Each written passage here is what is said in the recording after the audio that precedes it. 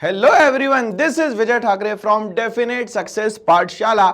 एक ऐसा प्लेटफॉर्म, एक ऐसी पाठशाला जहां पे नॉलेज एनरिचमेंट की बात होती है और रिजल्ट ओरिएंटेड दोस्तों यहां पे वर्क होता है। तो आप लोगों को यहां पे बहुत क्लियर है कि क्लास 9 से हम लोग जंप करके आए क्लास 10th में, और इस साल हम लोगों को देना है 2025 में बोर्ड एग्जाम। तो बोर्ड एग्जाम का यहां पे फोबिया बिल्कुल ना हो, इसीलिए यहां पे टीम डेफिनेट सक्सेस पाठशाला लेके आई है बहुत ही आसान, बहुत ही सरल और बहुत ही easy to conveying method for teaching. बहुत ही आसान तरीके से आपको मिलने वाले हैं यहां पे सारे टॉपिक्स, और ये सारे टॉपिक्स बहुत इंपॉर्टेंट होने वाले हैं क्योंकि बोर्ड में एनसीईआरटी के एक एक लाइन, एक एक वर्ड जो है वो बहुत इंपॉर्टेंट होता है, क्योंकि क्वेश्चन पूरे एनसीईआरटी में कहीं से भी बनाया जा सकता है दोस्तों। तो यहां पे मेरे धुरंधर दोस्तों, आप लोगों ने पढ़ाई आज से शुरू कर दी है, मैं ऐसा मानता हूं, और आज से शुरू करना इसलिए जरूरी है पढ़ाई क्योंकि मंजिलें उन्हीं को मिलती है जिनके सपनों में जान होती है। पंख होने से कुछ नहीं होता, हौसलों से उड़ान होती है। तो ये बात हमेशा याद रखिएगा कि आज से अगर हौसला कर लिया कि 80 आउट ऑफ 80 लाना है तो बिना मेहनत के ये नहीं आने वाले दोस्तों। तो हम लोग बात करें, इस दुनिया में जिसने भी जन्म लिया है, जिसने भी बर्थ लिया है, उसको स्ट्रगल तो करना ही पड़ेगा। आप अगर आज स्ट्रगल को साइड करेंगे, आज अगर आप स्ट्रगल से बाईपास हो जाएंगे तो आगे चल के ये स्ट्रगल जो है वो और ज्यादा हो जाएगा। इसीलिए आज से अगर आप मान ले कि struggle is a part of life, struggle is a part of life and it gives always the successful results. तो सक्सेसफुल रिजल्ट उनको मिलते हैं जो यहाँ पे हमेशा क्या करेंगे दोस्तों, तो स्ट्रगल करेंगे और क्या करेंगे, सेक्रीफाइसेस करेंगे। सेक्रीफाइसेस का मतलब सीधा सीधा ये होता है दोस्तों कि जो चीजों में आपका समय वेस्ट हो रहा है, समय जा रहा है और वहां कुछ भी प्रोडक्टिव नहीं हो रहा है, तो अननेसेसरली वहां टाइम इन्वेस्ट ना करें। ये टाइम इन्वेस्ट नहीं हो रहा है, ये टाइम वेस्ट हो रहा है। तो टाइम को बचाना बहुत जरूरी है, तो वही सेक्रीफाइस करना है जहां आपका टाइम वेस्ट हो रहा है। अब टाइम इन्वेस्ट करना शुरू कर दीजिए। तो यहां का जो सेशन 2024-25 है वो हम लोगों को बहुत बेहतरीन तरीके से ये सफर कंप्लीट करना है और हमें 80 आउट ऑफ 80 किसी भी तरीके से लेके यहां पे आना है। तो जैसा कि पता है, सीबीएसई के जो एग्जामिनेशन होते हैं उसका करिकुलम जो है पूरा का पूरा एनसीईआरटी से ही बनता है। एनसीईआरटी ही डिसाइड करता है सब कुछ, क्या होगा, कितना होगा, कितने चैप्टर होंगे, क्या पढ़ना है, क्या नहीं पढ़ना है। तो बस ये याद रखिए कि एनसीईआरटी पढ़ ली तो 80 आउट ऑफ 80 तो कहीं नहीं गया। तो इसीलिए मैं आज सफरनामा में लेके आया हूं आपके पास एनसीईआरटी क्वेश्चंस के सॉल्यूशन। होते तो बहुत कम है मगर सारा एक एक क्वेश्चन का वेटेज जो है वो 1:10 का है, मतलब एक क्वेश्चन 10 क्वेश्चंस के बराबर है भाई। चलिए तो शुरुआत करते हैं आज हम लोग एनसीईआरटी क्वेश्चंस के सॉल्यूशन की, और यहाँ पे हम लोग पूरा का पूरा डेवलपमेंट चैप्टर जो है 360 डिग्री में एनालाइज भी करने वाले। सिर्फ क्वेश्चन नहीं पढ़ेंगे, क्वेश्चन से रिलेटेड डेटा जो है वो पूरा का पूरा एनालाइज करके हम लोग दोस्तों यहाँ पे आगे बढ़ने की कोशिश करेंगे। चलिए तो पहला क्वेश्चन एग्जाम के लिए सीधा सीधा आपके सामने आ गया, और क्वेश्चन का आंसर बनेगा क्यों, क्योंकि सर हम लोगों ने पूरा टॉपिक जो है बड़े ध्यान से पढ़ा है, बड़े इत्मीनान से पढ़ा है, बड़े पेशेंस के साथ में हम लोगों ने इन सारी चीजों को जो है दोस्तों यहाँ पे ऑप्ट करा है ना। चलिए तो यहाँ पे ये सारी चीजें हमारे लिए इंपॉर्टेंट है, और क्वेश्चन नंबर 1 आ चुका है दोस्तों। यहाँ पे क्या कहता है, development of a country can generally be determined by. यहाँ पे अगर मान लेते हैं कंट्री के डेवलपमेंट की बात हो रही है, तो कंट्री के डेवलपमेंट को किस तरीके से आप यहां पे मेजर करते हैं, ठीक है भाई। तो डेवलपमेंट की जो सीधी सीधी डेफिनेशन है वो तो आप लोगों को पता है क्या होती है भाई। डेवलपमेंट का मतलब सीधा सीधा सर, अगर मान लेते हैं जिंदगी में कोई चेंज आ रहा है, लाइफ में कोई चेंज आ रहा है, तो वो डेवलपमेंट है। लाइफ में जो रहने के तरीके हैं, वेज में अगर कोई चेंज है तो उसको हम लोग यहाँ डेवलपमेंट कहते हैं। या हम लोग कहें यहाँ पे कि हमारा स्टैंडर्ड ऑफ लिविंग अगर चेंज हो रहा है तो ये भी कहीं ना कहीं डेवलपमेंट है दोस्तों, ठीक है। नंबर 4, अगर मान लेते हैं हमारी यहाँ पे इकोनॉमिकल कंडीशन अगर ठीक हो रही है तो ये भी हमारे लिए कहीं ना कहीं दोस्तों डेवलपमेंट है। क्या है दोस्तों, डेवलपमेंट है। तो डेवलपमेंट हर एक तरीके से इंसान देख सकता है, हर एक तरीके से जज कर सकता है। जैसे कि फॉर एग्जांपल आपके पास पहले for example source of earning आई, और सर सोर्स ऑफ अर्निंग में आपने 10,000 रुपए कमाए एक महीने के, अगले महीने आपने अगर 20,000 रुपए कमाना शुरू करा तो ये भी डेवलपमेंट है कहीं ना कहीं। नहीं। इंफ्रास्ट्रक्चरल डेवलपमेंट की बात करें, पहले जहां रोड्स नहीं थे, रेलवेज नहीं थी या एयरपोर्ट्स नहीं थे, वहां ये सारी चीजें डेवलप हो रही है। अब यहाँ पे हम लोग इकोनॉमिकल कंडीशन की बात करें तो लोग अनऑर्गेनाइज सेक्टर से ऑर्गेनाइज सेक्टर में बहुत तेजी से स्विच कर रहे हैं। बट ऑर्गेनाइज सेक्टर भी अच्छा है, अनऑर्गेनाइज सेक्टर भी अच्छा है, दोनों ही सेक्टर अच्छे हैं, क्योंकि दोनों ही कहीं ना कहीं इकोनॉमी में कहीं ना कहीं सपोर्ट तो दोस्तों करते ही है। ठीक है, डायरेक्टली बोले या हम लोग यहाँ पे इनडायरेक्टली बोले। ठीक है, तो ये क्लियर है कि सर डेवलपमेंट क्या होता है। तो डेवलपमेंट में सबसे पहला हम लोग को ऑप्शन दे दिया सर यहाँ पे इट्स पर कैपिटा इनकम। क्या ये पर कैपिटा इनकम से हम लोग यहाँ पे जज करने वाले? बिल्कुल सही कहा इनने कि पर कैपिटा इनकम का मतलब होता है जो भी हमारे यहाँ की कंट्री की टोटल इनकम होगी उसको हम लोग अगर मान लेते हैं हमारी कंट्री की टोटल पॉपुलेशन से डिवाइड कर देंगे तो हमारे पास आ जाएगी दोस्तों यहाँ पे पर कैपिटा इनकम। क्या आ जाएगी दोस्तों यहाँ पे? पर कैपिटा इनकम।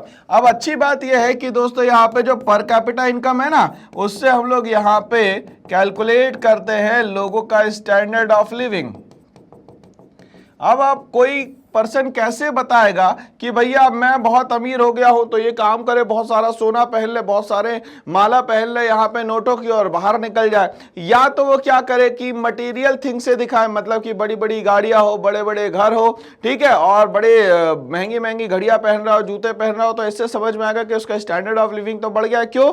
क्योंकि वो महंगी चीजें अफोर्ड कर पा रहा है। तो यहाँ पे पर कैपिटा इनकम से ये समझ में आता है कि इंसान पहले क्या था और अब क्या हो गया, उसमें क्या मटेरियलिस्टिक चेंज आए हैं, वो सारी चीजें जो है वो हमें बताती है यहाँ पे पर कैपिटा इनकम। ठीक है भाई, चलिए हमारे यहाँ के दो स्टेट्स की अगर हम लोग बात करें तो अगर मान लेते हैं यहाँ पे हरियाणा के पर कैपिटा इनकम की हम लोग बात करते हैं तो ये लगभग एक एवरेज हम लोग लेते हैं कि यहाँ पे एक पर्सन लगभग 1,80,174 पर एनम जो है कमा रहा है। बट यहाँ पे सेम स्टेट्स की में हम लोग बात करें बिहार की तो यहाँ पे वो 34,409 रुपीज कमा रहा है। तो अब यहाँ पे देखिए स्थिति जो है कुछ स्टेट्स की तो बहुत अच्छी है, कुछ स्टेट्स की जो है वो यहाँ पे स्थिति दोस्तों बहुत ज्यादा यहाँ पे खराब है। ठीक है भाई, चलिए तो यही पर कैपिटा इनकम के बेसिस पे अगर हम लोग देखें तो हमारी कंट्रीज भी अलग अलग पार्ट्स में डिवाइड होती है। अगर हम लोग बात करें हाई इनकम ग्रुप की या हाई लेवल इनकम की तो वो सारी कंट्रीज दोस्तों जो लगभग $49,300 रुपीज से ज्यादा कमा रही है वो सारी जो है वो आती है हाई लेवल इनकम की कैटेगरी में। ठीक है, बट अगर हम लोग बात करें यहां पे लो लेवल की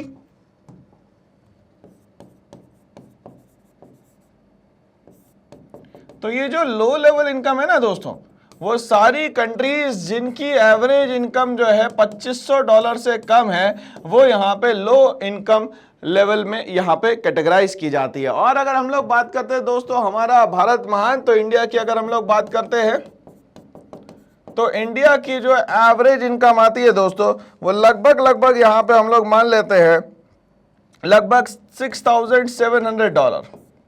ये इंडिया की एवरेज इनकम है। ठीक है, तो हम लोग मतलब ना तो हाई पे है ना तो लो पे है और हम लोग यहाँ पे कहीं ना कहीं मिडिल में है। तो हम लोग यहाँ पे मिडिल लेवल इनकम पे यहाँ पे स्टेक ऑन हो चुका है। ठीक है भाई, तो इस तरीके से समझ में आया कि डेवलपमेंट ऑफ अ कंट्री जो है हम लोग वो पर कैपिटा इनकम से किस तरीके से दोस्तों बेहतर से बेहतर कैलकुलेट कर सकते हैं। ठीक है भाई, चलिए पहली बात ये हुई। दूसरा बोलता है इट्स एवरेज लिटरेसी लेवल। अगर यहाँ पे कंट्री के हम लोग एवरेज लिटरेसी लेवल की बात करें तो यहाँ पे अगर वो पर्सन जो लगभग 7 इयर्स का हो चुका है या उससे उसकी उम्र जो है वो ज्यादा हो चुकी है, 7 इयर्स एंड अबाउ। ठीक है भाई, चलिए 7 साल का बच्चा या 7 साल से ज्यादा का अगर कोई बच्चा हो जाता है जिसको किसी लैंग्वेज को रीड करना आता हो, ठीक है भाई, किसी लैंग्वेज को यहां पे लिखना आता हो या किसी लैंग्वेज में उसको यहाँ पे बोलना आता हो, तो इन तीनों को मिला के हम लोग बोलते हैं कि पर्सन जो है वो दोस्तों यहाँ पे लिटरेट है, साक्षर है, मतलब कि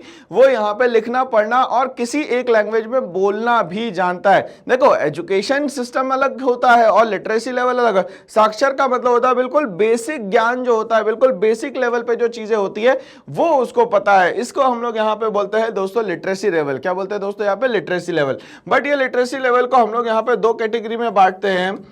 फीमेल का लिटरेसी लेवल एक अलग होता है और मेल का अलग होता है, और इन दोनों को कंपाइल करके यहाँ पे कंट्री का लिटरेसी लेवल निकाला जाता है, मतलब एवरेज जो लिटरेसी लेवल होता है वो निकाला जाता है। ठीक है भाई, नेक्स्ट बोलता है यहाँ पे health status of its people. ठीक है, अब यहाँ पे हेल्थ स्टेटस को कैसे समझ सकते हैं हम लोग, यहाँ पे ध्यान से समझने की कोशिश करेंगे। ठीक है भाई, चलिए अब यहां पे बोला जाता है हेल्थ। हेल्थ का मतलब सीधी बात है, ये मिला हुआ है आपको कहीं ना कहीं वरदान।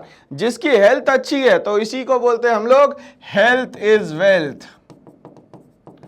जो हेल्थ है ना वही आपकी संपत्ति है भैया। अगर शरीर अच्छा नहीं रहेगा तो कोई काम नहीं कर पाओगे। कैसे इसको हम लोग इवैल्यूएट करते हैं, मान लेते हैं कि जो मिस्टर एक्स है वो पहले 26 डेज वर्किंग करते थे। ठीक है भाई, 26 डेज वर्किंग इसीलिए क्योंकि हम लोगों ने यहाँ पे संडे को हटा दिया है। ठीक है भाई, चलिए तो 4 संडे हम लोगों ने हटा दिए तो इस तरीके से 26 डेज की वर्किंग मान ली, या तो हम लोग यहाँ पे 27 डे की वर्किंग मानते हैं। ठीक है, बट किसी कारण से किसी पर्सन को कोई मान लेते हैं कि कोई भी डिसीज हो जाती है।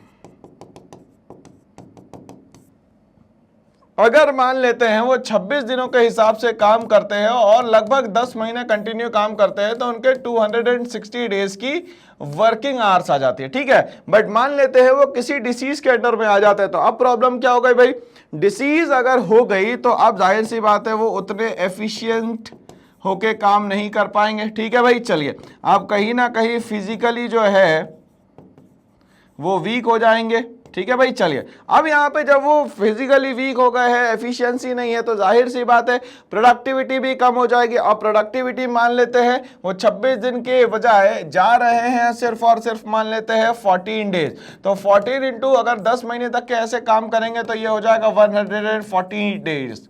ठीक है, तो अब यहाँ पे अगर हम लोग देखें तो लगभग साल भर में उस कंपनी को कितना नुकसान होता है दोस्तों, 120 दिनों का नुकसान होता है। तो कोई भी कंपनी चाहेगी क्या 120 दिनों का नुकसान हम लोग यहाँ पे अफोर्ड कर सकते हैं? ये पॉसिबल नहीं है। क्यों? क्योंकि अगर मान लेते ये पब्लिक सेक्टर है तो ये तो ठीक है, चल जाएगा। ठीक है, बट ये प्राइवेट सेक्टर है तो प्राइवेट सेक्टर का मेन एम क्या होता है दोस्तों, to earn more and more money. ठीक है, बट यहाँ पे इसका एम क्या होता है, इसका एम होता है वेलफेयर का, इसीलिए ये ज्यादा बेहतर है। तो अब यहाँ पे प्राइवेट सेक्टर जो है वो यहाँ पे प्रोडक्टिविटी की बात करता है और प्रोडक्टिविटी इतनी कम होगी तो उसको यहाँ से टर्मिनेट कर दिया जाएगा, उसको यहाँ से टाटा बाय बाय बोल दिया जाएगा दोस्तों। इसीलिए हेल्थ जो है वो बहुत इंपॉर्टेंट है मेंटेन करना। इसीलिए मैंने कहा हेल्थ इज वेल्थ। हेल्थ है तो सब कुछ है, जान है तो जहान है, सुरक्षा महान है। ठीक है, समझ में आ गया? तो जान रहेगी तो ही तो जहान रहेगा, मतलब ये दुनिया रहेगी, नहीं तो फिर तो दिक्कत हो जाएगी। इसीलिए कहा सुरक्षा महान है। सुरक्षा महान मतलब अपने आप को बचाना, अपने आप को प्रिवेंट करना, जो भी डिसीज है, जो भी जर्म्स आ रहे हैं उससे बचाना। ठीक है भाई, चलिए तो गवर्नमेंट क्या कर रही है इसके लिए? तो गवर्नमेंट ने बोला कि भैया हम तो अच्छे अच्छे काम कर रहे हैं, हम तो यहाँ पे एम्स ओपन कर रहे हैं, हम तो यहाँ पे कम्युनिटी हेल्थ सेंटर खोल दे रहे हैं, हम लोग यहाँ पे प्राइमरी हेल्थ सेंटर्स खोल दे रहे हैं। तो ये सारे काम तो जो है गवर्नमेंट ऑफ इंडिया कंटिन्यूअसली कर रही है, बट आपकी जो मॉरल ड्यूटीज है, जो आपके कहीं ना कहीं ड्यूटीज को यहाँ पे बताती है कि ये ड्यूटी भी तो आप ही की है, क्लीनलीनेस रखना, हाइजीन रखना, ठीक है, पोल्यूशन फ्री एरिया रखना, ये सब किसका काम है दोस्तों? हम देशवासियों का काम है ना। चलिए तो अब यहाँ पे समझ में आया। क्वेश्चन नंबर 1 जो दिया हुआ था, क्वेश्चन नंबर 1 आपके लिए इसलिए इंपॉर्टेंट है क्योंकि ये पूरे चैप्टर का कहीं ना कहीं जिस्ट है, कहीं ना कहीं ये पूरा का पूरा ये चैप्टर ही एक बार में समझ में आ जाता है डेवलपमेंट में। तो डेवलपमेंट में क्या क्या आपको डिटरमाइन करना पड़ेगा, मालूम करना पड़ेगा। तो पर कैपिटा इनकम भी मालूम करनी पड़ेगी, एवरेज लिटरेसी लेवल भी मालूम करना पड़ेगा और हेल्थ स्टेटस भी मालूम करना पड़ेगा। तो इन तीनों को ही हम लोग कैटेगरी में लेते हैं दोस्तों कि ये सारी चीजें जो है डेवलपमेंट को मेजर करने में हेल्प करती है। ठीक है भाई, चलिए अब हम लोग बात करते हैं यहाँ पे इंटरनेशनल लेवल पे कि United Nation development programme publishes its human development report. अब यहाँ पे क्या करता है, यूएनडीपी जो है ह्यूमन डेवलपमेंट रिपोर्ट जो है यहाँ पे पेश करता है। ठीक है भाई, चलिए अब यहाँ पे ह्यूमन डेवलपमेंट रिपोर्ट जो है वो यहाँ पे क्रिएट होती है दोस्तों पूरे वर्ल्ड के 189 कंट्रीज में से। ठीक है भाई, 189 में से अगर हम लोग इंडिया की बात करें तो हमारी जो रैंक है वो है दोस्तों यहाँ पे 138। ठीक है, अब यहाँ पे जो ह्यूमन डेवलपमेंट रिपोर्ट आती है वो पर कैपिटा इनकम के, लिटरेसी लेवल पे और यहाँ पे हेल्थ स्टेटस के बेसिस पे आती है। Okay, comparing the countries on the basis of educational level of the people, their health status and the per capita income. अब यहाँ पे याद करने के लिए क्या करेंगे दोस्तों, तो HDI ह्यूमन डेवलपमेंट इंडेक्स में 3 वर्ड है, तो यहाँ पैरामीटर्स भी क्या होंगे, 3 होंगे। पहला क्या हो जाएगा दोस्तों, लिटरेसी लेवल, दूसरा क्या हो जाएगा यहाँ पे लिटरेसी लेवल के बाद हम लोग बात कर रहे हैं यहाँ पे कि हमारा एजुकेशन लेवल क्या है, मतलब लिटरेसी लेवल एजुकेशन लेवल एक ही बात है। ठीक है, पर कैपिटा इनकम क्या है, एक इंसान कितना कमा रहा है और उसकी हेल्थ कैसी है। अगर ये तीनों चीजें बढ़िया है तो ह्यूमन डेवलपमेंट इंडेक्स में हम लोग धीरे धीरे करके अपग्रेड हो जाएंगे, बट अगर ये सही नहीं रहा तो हम लोग यहाँ पे बैकफुट पे आ जाएंगे। तो ये हमारे लिए बहुत ही ज्यादा नुकसान वाली बात है दोस्तों यहाँ पे। तो हमारा HDR रिपोर्ट जो है वो बहुत बेहतरीन, बहुत अच्छा यहाँ पे आना चाहिए। चलिए आगे बढ़ते हैं। Which of the following neighbouring countries has better performance in terms of human development than India. Human development में हमारी पड़ोसी देश कितने हैं वो हम लोग देखेंगे अभी, और पड़ोसी देशों में कौन सा हमारा पड़ोसी है जो हम लोगों से भी जो बेहतर ये यहाँ पे काम कर रहा है। तो यहाँ पे ध्यान से समझिएगा भाई, पड़ोसी देश का मतलब ये होता है कि हम लोग सबसे पहले क्या करते हैं, नियर बाय जो लोग होते हैं उनसे करना शुरू करते हैं यहाँ पे कंपटीशन। ठीक है भाई, चलिए तो हम लोग यहाँ पे अगर हम लोग पड़ोसी देशों की बात करें तो हमारे पड़ोसी कितने हैं दोस्तों,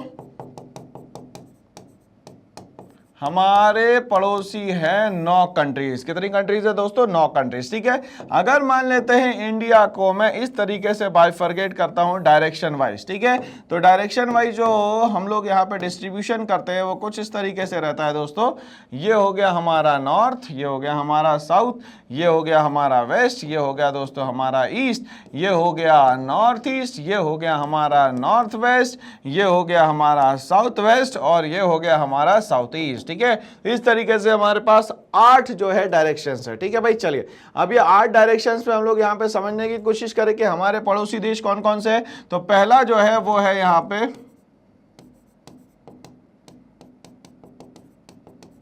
अफगानिस्तान। कौन सा है भैया, अफगानिस्तान। ठीक है, चलिए उसके बाद आता है हमारा दोस्त पाकिस्तान। ये दोनों हमारे नॉर्थ वेस्ट की एरियाज में पड़ोसी देश है। ठीक है, पहले पाकिस्तान आएगा, उसके बाद क्या आएगा दोस्तों, यहाँ पे अफगानिस्तान आएगा। ठीक है भाई, चलिए अब हम लोग यहाँ पे बात करते हैं इसके बाद हमारे जो पड़ोसी देश है वो कौन कौन से है उसको हम लोग देख लें यहाँ पे जरा। चलिए, तो इसके बाद हमारे नॉर्थ और नॉर्थ ईस्ट में जो है वो आता है दोस्तों हमारा पड़ोसी देश चाइना, वो आता है हमारा पड़ोसी देश भूटान, वो आता है हमारा पड़ोसी देश म्यांमार। तो चलिए नॉर्थ और नॉर्थ ईस्ट में हमारे जो पड़ोसी देश है वो आ गए यहाँ पे चाइना, भूटान और म्यांमार। कौन आ गए दोस्तों, चाइना, भूटान और म्यांमार। ठीक है भाई, चलिए आगे बढ़ते हैं। इसी के साथ हम लोग यहाँ पे अब हमारे ईस्ट और नॉर्थ ईस्ट के बीच में 2 देश और आते हैं जो हमारे पड़ोसी है, जिसका नाम है दोस्तों यहाँ पे बांग्लादेश। क्या नाम है भैया यहाँ पे, बांग्लादेश। ठीक है भाई, चलिए और इसके अलावा इसके ऊपर क्या आ जाता है दोस्तों यहाँ पे नेपाल। ठीक है भाई, चलिए इस म्यांमार को हम लोग यहाँ पे बांग्लादेश के नीचे ले लेते हैं। ठीक है भाई, चलिए म्यांमार। तो ये समझ में आ गया दोस्तों कि नॉर्थ ईस्ट और नॉर्थ एरियाज में हमारे पास 5 देश जो है वो हमारे पड़ोसी है। क्या है दोस्तों यहाँ पे, पड़ोसी। ठीक है भाई, अब अगर हम लोग यहाँ पे बात करते हैं तो हमारे पास 2 जो है आइलैंड कंट्री जो है वो यहाँ पे हमारी पड़ोसी है। ठीक है भाई, कौन कौन सी आइलैंड कंट्री जो है वो हमारी पड़ोसी है। पहली हो गई दोस्तों यहाँ पे श्रीलंका। ठीक है, और दूसरी जो है वो हो गई दोस्तों यहाँ पे मालदीव्स। ठीक है, और यहाँ पे एक ओशियन आ जाता है दोस्तों जिसको हम लोग कहते हैं यहाँ पे इंडियन ओशियन। क्या कहते हैं दोस्तों यहाँ पे, इंडियन ओशियन। तो इस तरीके से हम लोग देख गए तो हमारे पास 9 नेबरिंग कंट्रीज है, जिसमें हम लोग अफगानिस्तान, पाकिस्तान से स्टार्ट करते हैं, चाइना, भूटान, नेपाल, बांग्लादेश, म्यांमार, फिर श्रीलंका और फिर हम लोग दोस्तों आ जाते हैं मालदीव्स पे। किस पे आ जाते हैं, मालदीव्स पे। बट ये बोलता है कि ह्यूमन डेवलपमेंट इंडेक्स। अब हम लोगों ने कहा कि सर ये जो ह्यूमन डेवलपमेंट इंडेक्स है इसमें 3 वर्ड है, तो 3 ही चीज हम लोगों को रखनी पड़ेगी। एक तो रखनी पड़ेगी यहाँ पे आई फॉर इनकम। एल का मतलब यहां पे दोस्तों होगा लिटरेसी, और यहां एच का मतलब होगा दोस्तों हेल्थ। तो जिस भी कंट्री की ये तीन चीजें बहुत अच्छी है, इनकम अच्छी है, लिटरेसी अच्छी है और हेल्थ अच्छी है, वैसे एचडीआई के हिसाब से उसकी क्या होगी दोस्तों, यहाँ पे रैंक्स होगी। क्या होगी? रैंक्स होगी। तो अब यहाँ बोल रहा है कि बांग्लादेश इंडिया से बेहतर है, श्रीलंका इंडिया से बेहतर है, नेपाल और पाकिस्तान। सबसे अच्छी बात इस क्वेश्चन में यह है दोस्तों कि ये सारे ही देश जो है ये हमारी नेबरिंग कंट्रीज हैं। बोलो हाँ या ना? बिल्कुल सही बात है, ठीक है ना भाई। चलिए, तो ये नेबरिंग कंट्रीज होने के साथ साथ में मगर एचडीआई में इनका जो परफॉर्मेंस है वो अलग अलग है, और श्रीलंका जो है हम लोगों से बहुत बेहतर काम कर रहा है। इसके कारण जो एचडीआई है, ह्यूमन डेवलपमेंट इंडेक्स जो है, एचडीआर जो रिपोर्ट आएगी यूएनडीपी के थ्रू, उसमें श्रीलंका जो है दोस्तों यहाँ पे बेहतर काम कर रहा है। ठीक है भाई, चलिए समझते हैं। एचडीआई ऑफ श्रीलंका इज 73, मतलब एचडीआई जो है यहाँ पे 73rd रैंक पे आता है श्रीलंका, और हम लोग आते हैं 130 पे, which is much higher than the Bangladesh, Nepal and Pakistan. अगर पड़ोसी देशों की हम लोग बात करें तो बांग्लादेश, नेपाल, पाकिस्तान तीनों हमारे भी पड़ोसी देश है, मगर ये इनसे बेहतर है। ठीक है भाई, तो चलिए यहाँ पे हम लोग बात करें बांग्लादेश, तो वो 139 पे है, नेपाल जो है वो भी यहाँ पे 145 पे है, और यहाँ पाकिस्तान जो है 147 पे रेस्पेक्टिवली ये यहाँ पे हिट कर रहा है। ठीक है, मतलब इन सबसे बेहतर जो है काम कौन कर रहा है दोस्तों, सिर्फ और सिर्फ कर रहा है दोस्तों यहाँ पे श्रीलंका। कौन कर रहा है दोस्तों यहाँ पे? श्रीलंका। ठीक है भाई, चलिए, तो क्वेश्चन नंबर 2 हमें समझ में आ गया। अब हम लोग आते हैं क्वेश्चन नंबर 3 पे, जो कि लगभग मैथमेटिकल कैलकुलेशन की तरह हम लोगों को यहाँ पे दिया गया है। क्या बोलता है? Assume there are 4 families. मान लेते हैं कि यहाँ पे जिस भी जगह पे हम लोग है वहां पे 4 फैमिली है, mister X, mister Y, mister Z और मिस्टर ए। ठीक है, the average per capita income of these families is 5000। सबकी मिला के जो एवरेज इनकम है वो कितनी है भैया? यहाँ पे 5000 है। ठीक है ना भाई, चलिए, तो आपको यहाँ पे क्लियर हो गया कि mister X, mister Y, mister Z और मिस्टर ए, ठीक है भाई, इन चारों की जो इनकम है वो एवरेज दे दी गई है 5000 रुपए। मतलब इनके पास टोटल मिला के जो पैसा आना चाहिए वो आना चाहिए 20,000 रुपए। कितना आना चाहिए दोस्तों? यहाँ पे 20,000। ठीक है, किसकी बात करिए भैया? एवरेज पर कैपिटा इनकम की। साल भर में ये लगभग 5000 के हिसाब से टोटल मिला के 20,000 रुपए कमाते हैं। इफ द इनकम ऑफ 3, मान लेते हैं कि इनकी इनकम मान लेते हैं 4000 आ गई, इनकी इनकम मान लेते हैं यहाँ पे 7000 आ गई, इनकी इनकम मान लेते हैं 4000, इनकी इनकम मान लेते हैं यहाँ पे 7000, और इनकी इनकम मान लेते हैं दोस्तों यहाँ पे 3000। ठीक है, तो अगर टोटल मिला ले तो ये कितना हो गया भैया? यहाँ पे 14,000 हो गया। ठीक है भाई, अब अगर ये 14,000 हो गया तो जाहिर सी बात है कि जो बची हुई इनकम है वो किसकी होगी? 4th फैमिली, मतलब मिस्टर एक्स की होगी यहाँ पे। तो क्वेश्चन क्या पूछता है? What is the income of the 4th family? क्या होना चाहिए दोस्तों यहाँ पे income of the 4th family? तो 20,000 में से अगर मैंने मान लेते हैं 14,000 को हटा दिया तो जो डिफरेंस अमाउंट बचेगा उसी को हम लोग क्या मानेंगे दोस्तों? यहाँ पे इनकी एवरेज इनकम नहीं, ये तो पर कैपिटा इनकम है। क्या है दोस्तों यहाँ पे? पर कैपिटा इनकम। तो per capita income of the 4th family, मतलब इनकम जो है मिस्टर एक्स की वो कितनी होगी दोस्तों? यहाँ पे सिर्फ और सिर्फ 6000। देखिए, अब हम लोग टोटल करेंगे तो ये अपने आप क्या हो जाएगा? 20,000 रुपए हो जाएगा। ठीक है ना, चलिए, तो आंसर क्या होना चाहिए दोस्तों यहाँ पे? तो इनकम एवरेज कितनी होनी चाहिए? 7,500, 3,000, 2,000, या तो यहाँ पे होना चाहिए 6,000। तो बताइए भैया एवरेज इनकम क्या होनी चाहिए यहाँ पे?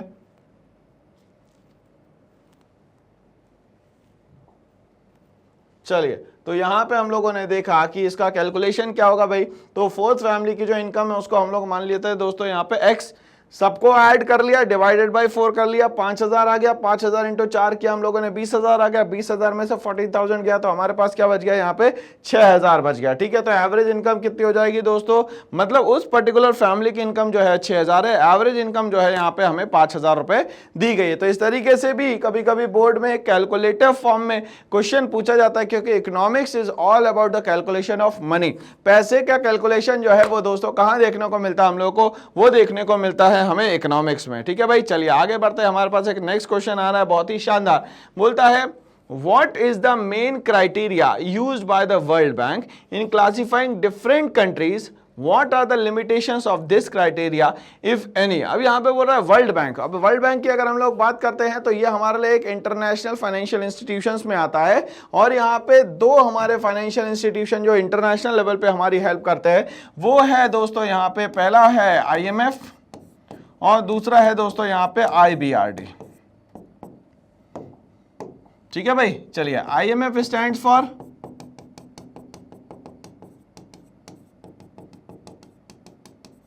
इंटरनेशनल मॉनेटरी फंड, ठीक है। और IBRD का मतलब क्या होता है?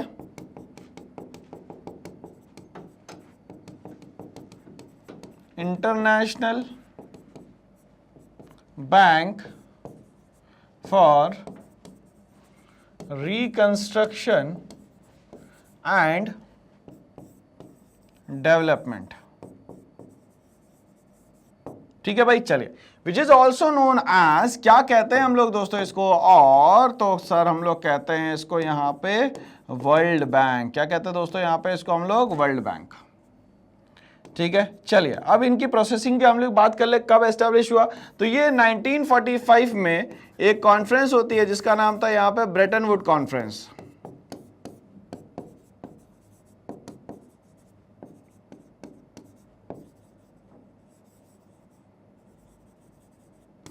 तो इस ब्रेटन वुड कॉन्फ्रेंस का जो रिजल्ट था वो दो इंटरनेशनल इंस्टीट्यूशन थे, पहला हो गया IMF और दूसरा हो गया यहाँ पे IBRD, ठीक है। अब मान लेते हैं देश में, किसी भी देश में कुछ भी ऊपर नीचे हो जाता है तो यहाँ पे डोनेशन का काम जो है वो कौन करता है दोस्तों? IBRD करता है। बट ध्यान से समझिएगा, अगर मान लेते हैं किसी भी तरीके से फाइनेंशियल हेल्प चाहिए तो उसके लिए यहाँ पे IMF काम करता है।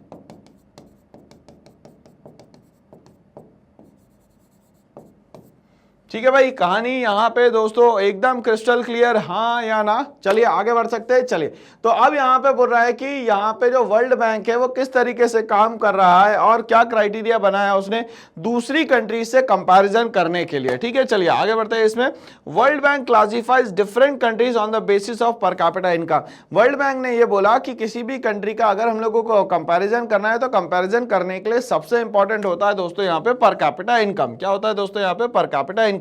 या तो हम लोग इसको बोल सकते हैं दोस्तों यहाँ पे एवरेज इनकम। क्या बोल सकते हैं दोस्तों यहाँ पे? पर कैपिटा इनकम, या तो हम लोग बोल सकते हैं average income.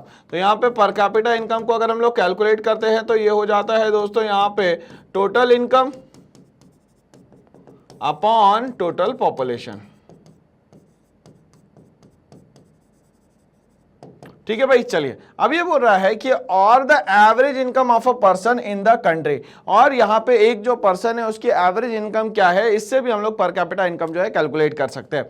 It is calculated by dividing the total income of the country by population of the country. और कैसे पता चलेगा दोस्तों ये यहाँ पे कि हम लोग यहाँ पे ये फॉर्मूला पुट कर देंगे तो समझ में आ जाएगा कि कौन सी कंट्री बेहतर बेस्ट है और कौन सी कंट्री बेहतर और बेस्ट नहीं है, ठीक है भाई। चलिए, मतलब पर capita income is the base criteria for calculating the classification of countries on the basis of income. तो अगर कंट्री को अलग अलग क्लासिफाई करना है तो उसके लिए हमारे पास बेस पिलर क्या है? वो है दोस्तों यहाँ पे पर कैपिटा इनकम। चलिए हम लोग बढ़ते हैं। The limitation of the criteria are, अब यहाँ पे बोला कि ये हर जगह इंप्लीमेंट नहीं होगा, इसका फिक्स एक एरिया है कि इतने में ही ये क्या हो जाएगा? कैलकुलेट होगा। चलिए समझते हैं। It does not give any information about the distribution of average income. But ये बात कर रहा है कि एवरेज इनकम तो है मगर एक्चुअल जो डिस्ट्रीब्यूशन होना चाहिए वो डिस्ट्रीब्यूशन यहाँ पे आपको देखने को नहीं मिलेगा। Among the people of the country, मतलब ये एक्चुअल डेटा जो है वो नहीं दे पाएगा। हाँ, एवरेज डेटा दे देगा, कोई दिक्कत नहीं है, मगर एक्चुअल डेटा नहीं दे पाएगा। It ignores important factors. अब यहाँ पे देखा गया पर कैपिटा इनकम तो ले ली गई मगर बहुत सारे इंपॉर्टेंट फैक्टर थे जो किसी कंट्री को यहाँ पे डेवलप करने में, यहाँ पे आगे बढ़ाने में बहुत हेल्प करते हैं। जैसे कि सबसे पहले यहाँ पे बात करें हम लोग लिटरेसी रेट की, तो जो भी पर्सन लगभग 7 साल या 7 साल से अबव हो गया जिसको एक लैंग्वेज में लिखना पढ़ना बोलना आता है वो यहाँ पे लिटरेट पर्सन है। ये तो ठीक है सर यहाँ पे कहानी, बट प्रॉब्लम ये है कि क्या लिटरेसी रेट को यहाँ पे हम लोगों ने कैलकुलेशन में लिया? नहीं लिया। तो लिटरेसी रेट नहीं होगी देश की तो देश डेवलप हो ही नहीं सकता, बिल्कुल नहीं हो सकता, बिल्कुल नहीं हो सकता। कहने का मतलब है कि पॉसिबिलिटी मिनिमम टू मिनिमम है किसी कंट्री के डेवलप होने की अगर लिटरेसी रेट वहां पे दोस्तों कम है। दूसरा हम लोग बात करें इन्फेंट मोर्टालिटी रेट की। अगर इन्फेंट मोर्टालिटी रेट की बात करते हैं तो हम लोग यहाँ पे इस तरीके से इन्फेंट मोर्टालिटी रेट को समझे कि यहाँ पे अगर मान लेते 1000 लाइव बर्थ होती है तो उसमें से number of child first birthday के पहले ही जो चले जाए उसको हम लोग दोस्तों बोलते हैं यहाँ पे इन्फेंट मोर्टालिटी रेट। ठीक है, अब इन्फेंट मोर्टालिटी रेट जो है हर स्टेट का अलग अलग आता है और कंट्री का जो है वो अलग आता है। अब यहाँ पे भी तो ये बात हो रही है कि अगर मान लेते हैं चाइल्ड बर्थ नहीं करेंगे तो यूथ नहीं होगा, यूथ नहीं होगा तो जनरेशन आगे बढ़ ही नहीं पाएगी। तो इस तरीके से हमें समझ में आ रहा है कि IMR जो है वो बहुत इंपॉर्टेंट है। अब हम लोग बात बात करेंगे दोस्तों यहाँ पे हेल्थ केयर की। किसकी बात करेंगे? Health care. इसके लिए हमारी गवर्नमेंट क्या कर रही है? कंटिन्यूअसली पीएससी, सीएससी और एम्स को यहाँ पे एस्टैब्लिश कर रही है। तो जैसे ही मुद्दा आ जाता है हेल्थ केयर फैसिलिटी पे, तो अब हम लोग हमेशा याद रखेंगे दोस्तों कि हेल्थ इज वेल्थ। अगर शरीर है तो ही दुनिया है, अगर शरीर नहीं तो दुनिया नहीं, ठीक है भाई। और शरीर में भी जो आत्मा है वो भी शुद्ध होनी जरूरी है, मतलब प्योर सोल होना जरूरी है। हम लोग चाहेंगे कि हमारे साथ जितने भी लोग जुड़े हुए हैं वो हंसते रहे, मुस्कुराते रहे और हमेशा दोस्तों खुश रहे, ये जरूरी है, ठीक है भाई। चलिए, तो यहाँ पे जो लिमिटेशंस में आ रहा है कि ये हेल्थ केयर फैसिलिटी को इग्नोर करके अगर कोई कंट्री आगे बढ़ भी जा रही है तो पॉसिबिलिटी नहीं है कि वो बहुत लॉन्ग एग्जिस्ट यहां पे कर पाएगी। बड़ा डिफिकल्ट काम हो जाता है लॉन्ग यहां पे एग्जिस्ट करना, etcetera, which plays a crucial role in the development of the country. तो यहां पे डेवलपमेंट में ये सारी चीजें बहुत इंपॉर्टेंट होती है। इसको बाईपास करके कोई भी कंट्री जो है कंटिन्यूअसली आगे बढ़ना चाहेगी तो ये पॉसिबल यहां पे नहीं है, ठीक है भाई। चलिए, तो एनसीईआरटी का ये जो क्वेश्चन नंबर 4 है बहुत इंपॉर्टेंट क्वेश्चन है। चलिए हम लोग आते हैं नेक्स्ट क्वेश्चन पे। बोलता है in what respect is the criteria used by the UNDP for measuring development different from one used by the World Bank? ठीक है, वर्ल्ड बैंक के अलावा भी कोई तरीका बताइए जिससे हम लोग यहाँ पे दूसरों को अपने आप से मेजर कर सके, कंपैरिजन कर सके, कंपटीशन कर सके। वो कैसे पॉसिबल हो सकता है दोस्तों, हम लोग को यहाँ पे ये बताना है, ठीक है भाई। चलिए, तो यहाँ पे ये बोलता है कि world bank only uses per capita income. अब जाहिर सी बात है, वर्ल्ड बैंक ने एक क्राइटेरिया ले लिया कि पर कैपिटा इनकम होना चाहिए। पर कैपिटा इनकम जिसकी अच्छी होगी वो कंट्री में जो है वो डेवलप कंट्री हो जाएगी, बाकी सारी कंट्री जो है वो यहां पे वर्स्ट कंट्री मानी जाएगी, ऐसा वर्ल्ड बैंक कह रहा है, आईबीआरडी कह रहा है, ठीक है भाई। चलिए, for measuring development while UNDP की हम लोग बात करते हैं, यूनाइटेड नेशन डेवलपमेंट प्रोग्राम, तो यहां पे डिफरेंस आ गया दोस्तों कि जो फाइनेंशियल इंस्टीट्यूशन है जिसका नाम है दोस्तों यहां पे वर्ल्ड बैंक, या तो हम लोग उसको बोल रहे हैं यहां पे आईबीआरडी। क्या बोल रहे हैं दोस्तों यहां पे उसको? आईबीआरडी। तो यहां पे वर्ल्ड बैंक जिसको हम लोग क्या बोल रहे हैं दोस्तों यहां पे? आईबीआरडी।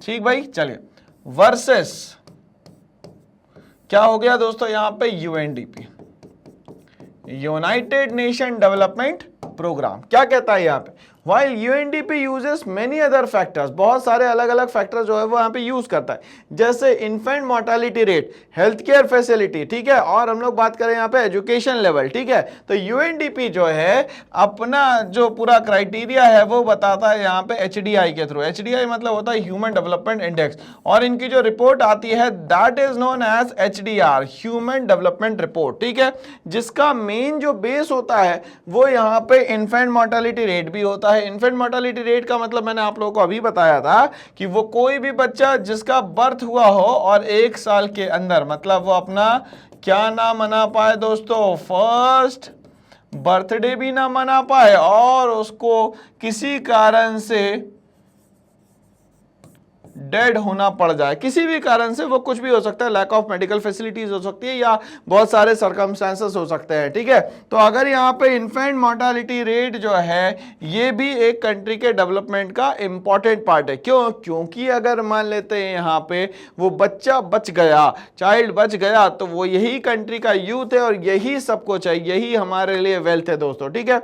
दूसरा, हम लोग जब हेल्थ केयर फैसिलिटीज की बात करते हैं तो हमारे हेल्थ केयर फैसिलिटीज के लिए आज ओपन हो गए बहुत सारे एम्स, ठीक है। हमारे यहाँ छोटे लेवल पे सीएससी, कम्युनिटी हेल्थ सेंटर खोले गए, हमारे यहाँ प्राइमरी हेल्थ सेंटर खोले गए। ये सारी चीजें जो है आपके सपोर्ट में खोली गई है। किस में खोली गई है दोस्तों? यहाँ पे सपोर्ट में खोली गई है, ठीक है भाई। चलिए आगे बात करते हैं। Education level which help in improving the quality of life, ठीक है। ये क्या करता है? आपको क्वालिटी ऑफ लाइफ को यहाँ पे बताने का काम करता है। And helps in making the citizens more productive, और कहीं ना कहीं ये हेल्प करता है कि सिटीजन जो है मोर प्रोडक्टिव रहे, मोर एफिशिएंट रहे दोस्तों। यहां तक की कहानी क्लियर हो गई मेरे ख्याल से आप लोगों को। तो ये सारी बातें याद रखना है कि वर्ल्ड बैंक और यूएनडीपी में जो क्राइटेरिया है मेजरिंग करने का, पैरामीटर का, वो अलग अलग है दोस्तों। क्या है दोस्तों? यहाँ पे अलग अलग है, ठीक है भाई। चलिए कहानी यहां तक के क्लियर हो गई, क्या आगे बढ़ सकते हैं हम लोग? ओके, चलिए बढ़ते हैं आगे। As per HDI, human development index की रिपोर्ट जो 2014 में आई है वो क्या कहता है? इंडिया रैंक इज 135, इंडिया की रैंक जो है वो 135 थी उस समय पे, ठीक है। On the other hand the world bank uses per capita income, और वर्ल्ड बैंक ने जो हमेशा यूज करा है भैया per capita income, as the only criteria for measuring development. But यहाँ पे देखेंगे कि वर्ल्ड बैंक जो है वो सिर्फ और सिर्फ एक ही पैरामीटर यूज करता है जिसको हम लोग बोलते हैं per capita income, and classifying the countries as rich and poor. या तो कंट्री रिच होगी वर्ल्ड बैंक के हिसाब से, या तो कंट्री जो है वो पुअर होगी। Per capita income is use for comparison, it does not well tell us about how income is distributed. अब यहाँ पे प्रॉब्लम ये आ जाती है कि इनकम कैसे डिस्ट्रीब्यूटेड होती है ये वर्ल्ड बैंक तो नहीं बता पा रहा है ना दोस्तों। तो ओवरऑल डेवलपमेंट के लिए बहुत सारे क्राइटेरिया जो है वो हम लोगों को यहाँ पे बेसिकली फॉलो करने पड़ते हैं ना।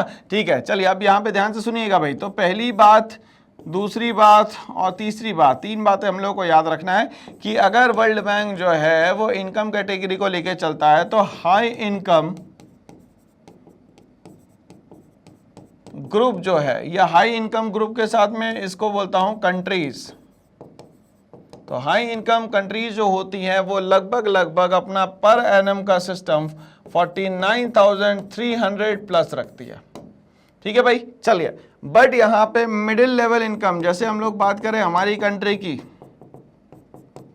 इंडिया की बात कर रहे हैं दोस्तों, ठीक है। तो इंडिया में लगभग हम लोग $6,700 जो है अगर कमा रहे हैं तो हम लोग यहाँ पे गरीब नहीं है ऐसा मानते हैं। मगर ये देखिए 49,300 और 6,700 जो है वो बिल्कुल दूर दूर है, मतलब बहुत ज्यादा मेहनत करनी पड़ेगी वहां तक के जाने के लिए। ठीक है ना भाई, चलिए। तीसरी अगर हम लोग बात करें यहाँ पे low income.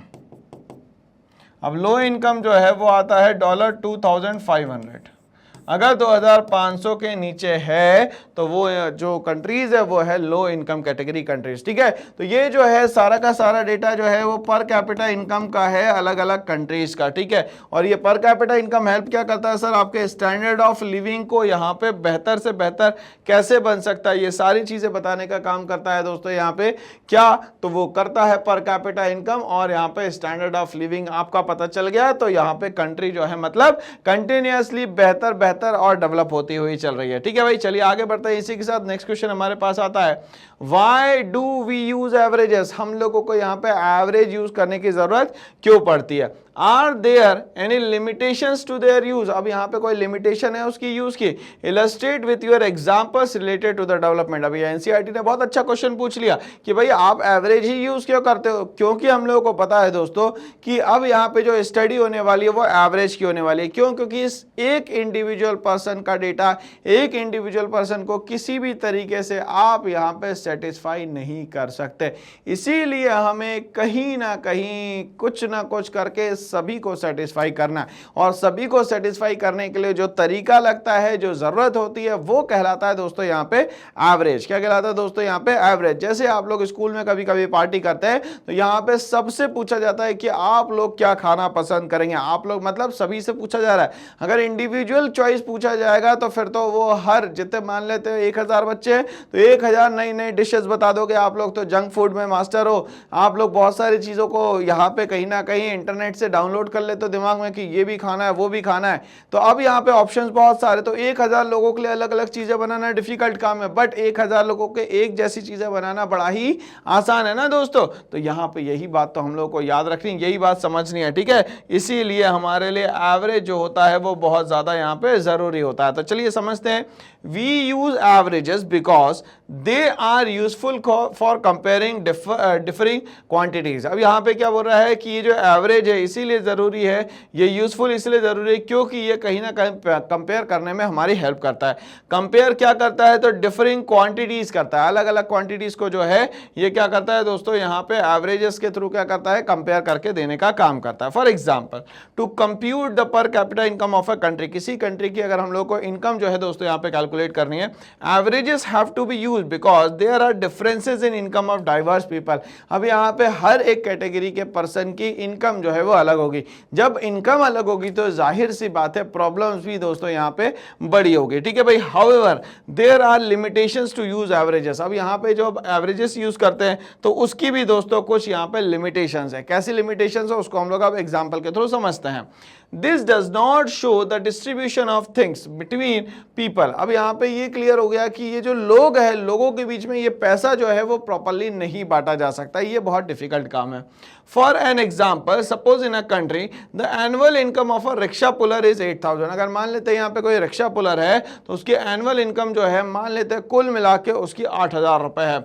While an MNC employee earn an annual package of 12 lakh rupees. अब कहाँ 8,000 रुपए साल का और कहाँ साल भर का 12 लाख रुपए, ठीक है ना भाई। चलिए, the average income of this country therefore will be 6,05,000। मगर एवरेज इनकम तो 6,05,000 आ रही है, बट वो रिक्शा पुलर जो है उसके बाद जो पैसा है वो तो सिर्फ 8,000 रुपए साल भर के अंदर में, और उसको अगर 12 से डिवाइड कर देंगे तो भाई उसके पास तो कुछ भी नहीं बचेगा, ये मान के चलो।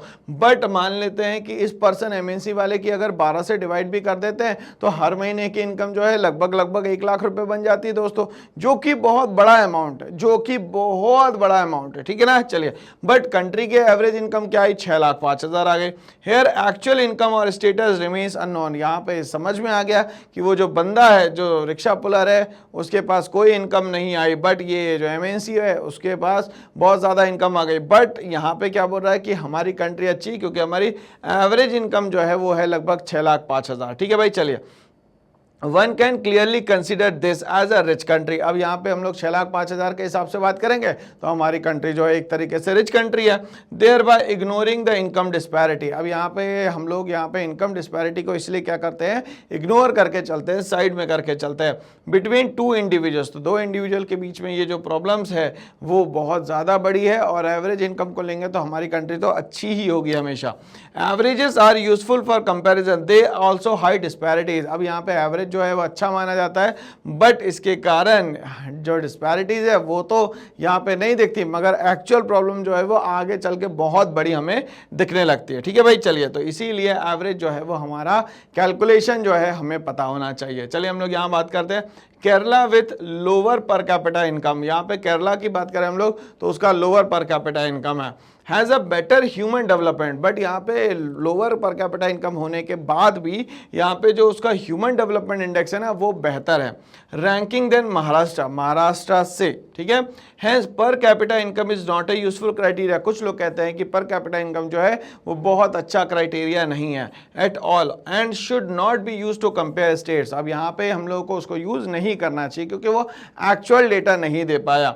Do you agree, discuss. अगर हम लोग मान लेते हैं कि ये सही बात है तो अब आपको क्या करना है दोस्तों, यहाँ पे डिस्कस करके बताना है, ठीक है। चलिए, तो हम यहाँ पे बोलेंगे नो। क्या बोलेंगे, no, I do not agree with this statement. क्योंकि अभी तक के हम लोगों ने जितना भी क्या करा, कैलकुलेशन करा ना, वो कहीं ना कहीं किसी न किसी तरीके से पर कैपिटा इनकम के बेसिस पे था।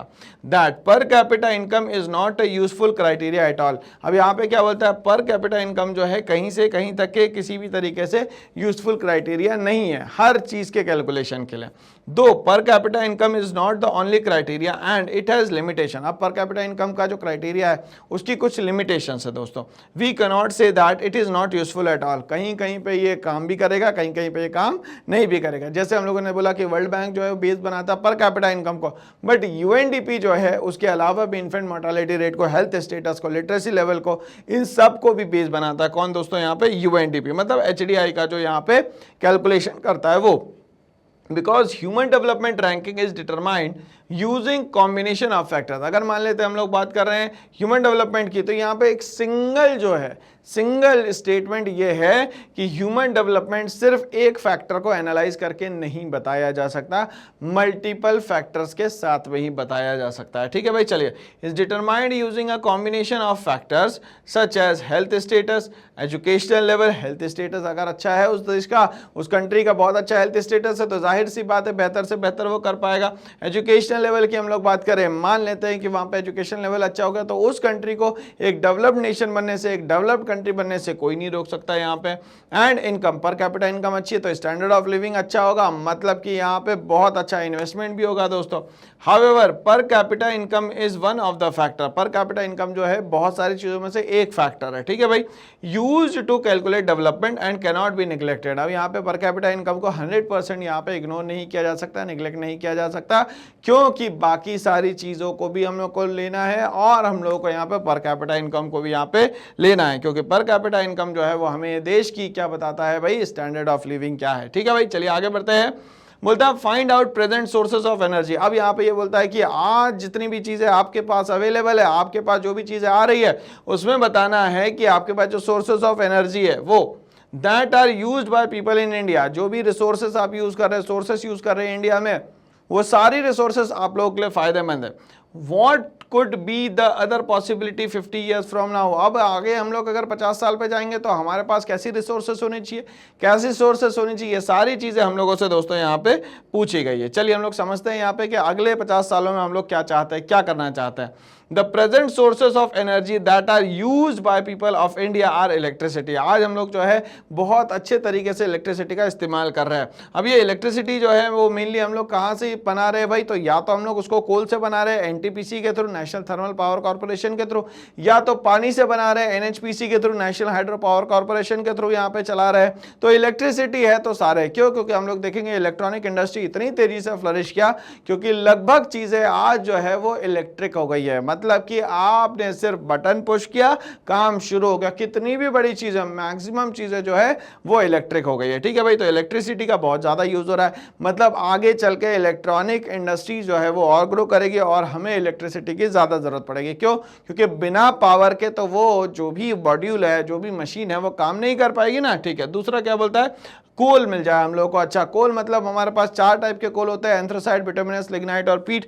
अच्छे कोल से हम लोग क्या कर सकते हैं भाई, इलेक्ट्रिसिटी अच्छी बना सकते हैं जिसमें पॉल्यूशन भी नहीं होगा और इलेक्ट्रिसिटी भी बन जाएगी। बट कोल जो है non renewable sources of energy है, एक बार इस्तेमाल करेंगे खत्म हो जाएगा, उसके बाद दोबारा दोस्तों नहीं मिल पाएगा। तो उन सारी चीजों को भी हमें बचाना है। हम लोगों को कोशिश करना है कि रिन्यूएबल सोर्सेस ऑफ एनर्जी से ही हम लोग क्या करेंगे, चीजों को यहाँ पे बनाने का काम करेंगे। हम लोग बात करें यहाँ पे क्रूड ऑयल की, तो क्रूड ऑयल के लिए हम लोगों को पता है कि ओपेक कंट्रीज जो 13 कंट्रीज है ये मिलके काम करती है और ये क्रूड ऑयल आपको यहां तक पहुंचाती है। अब इस क्रूड ऑयल पे जो प्रोसेस होता है उसको बोलते हैं फ्रैक्शनल डिस्टिलेशन। उसके थ्रू आप यहां पेट्रोलियम और उससे रिलेटेड जितने भी 13 बाय प्रोडक्ट है उसका यूज करके आप यहां पे क्रूड ऑयल को बेहतर तरीके से इस्तेमाल करते हैं।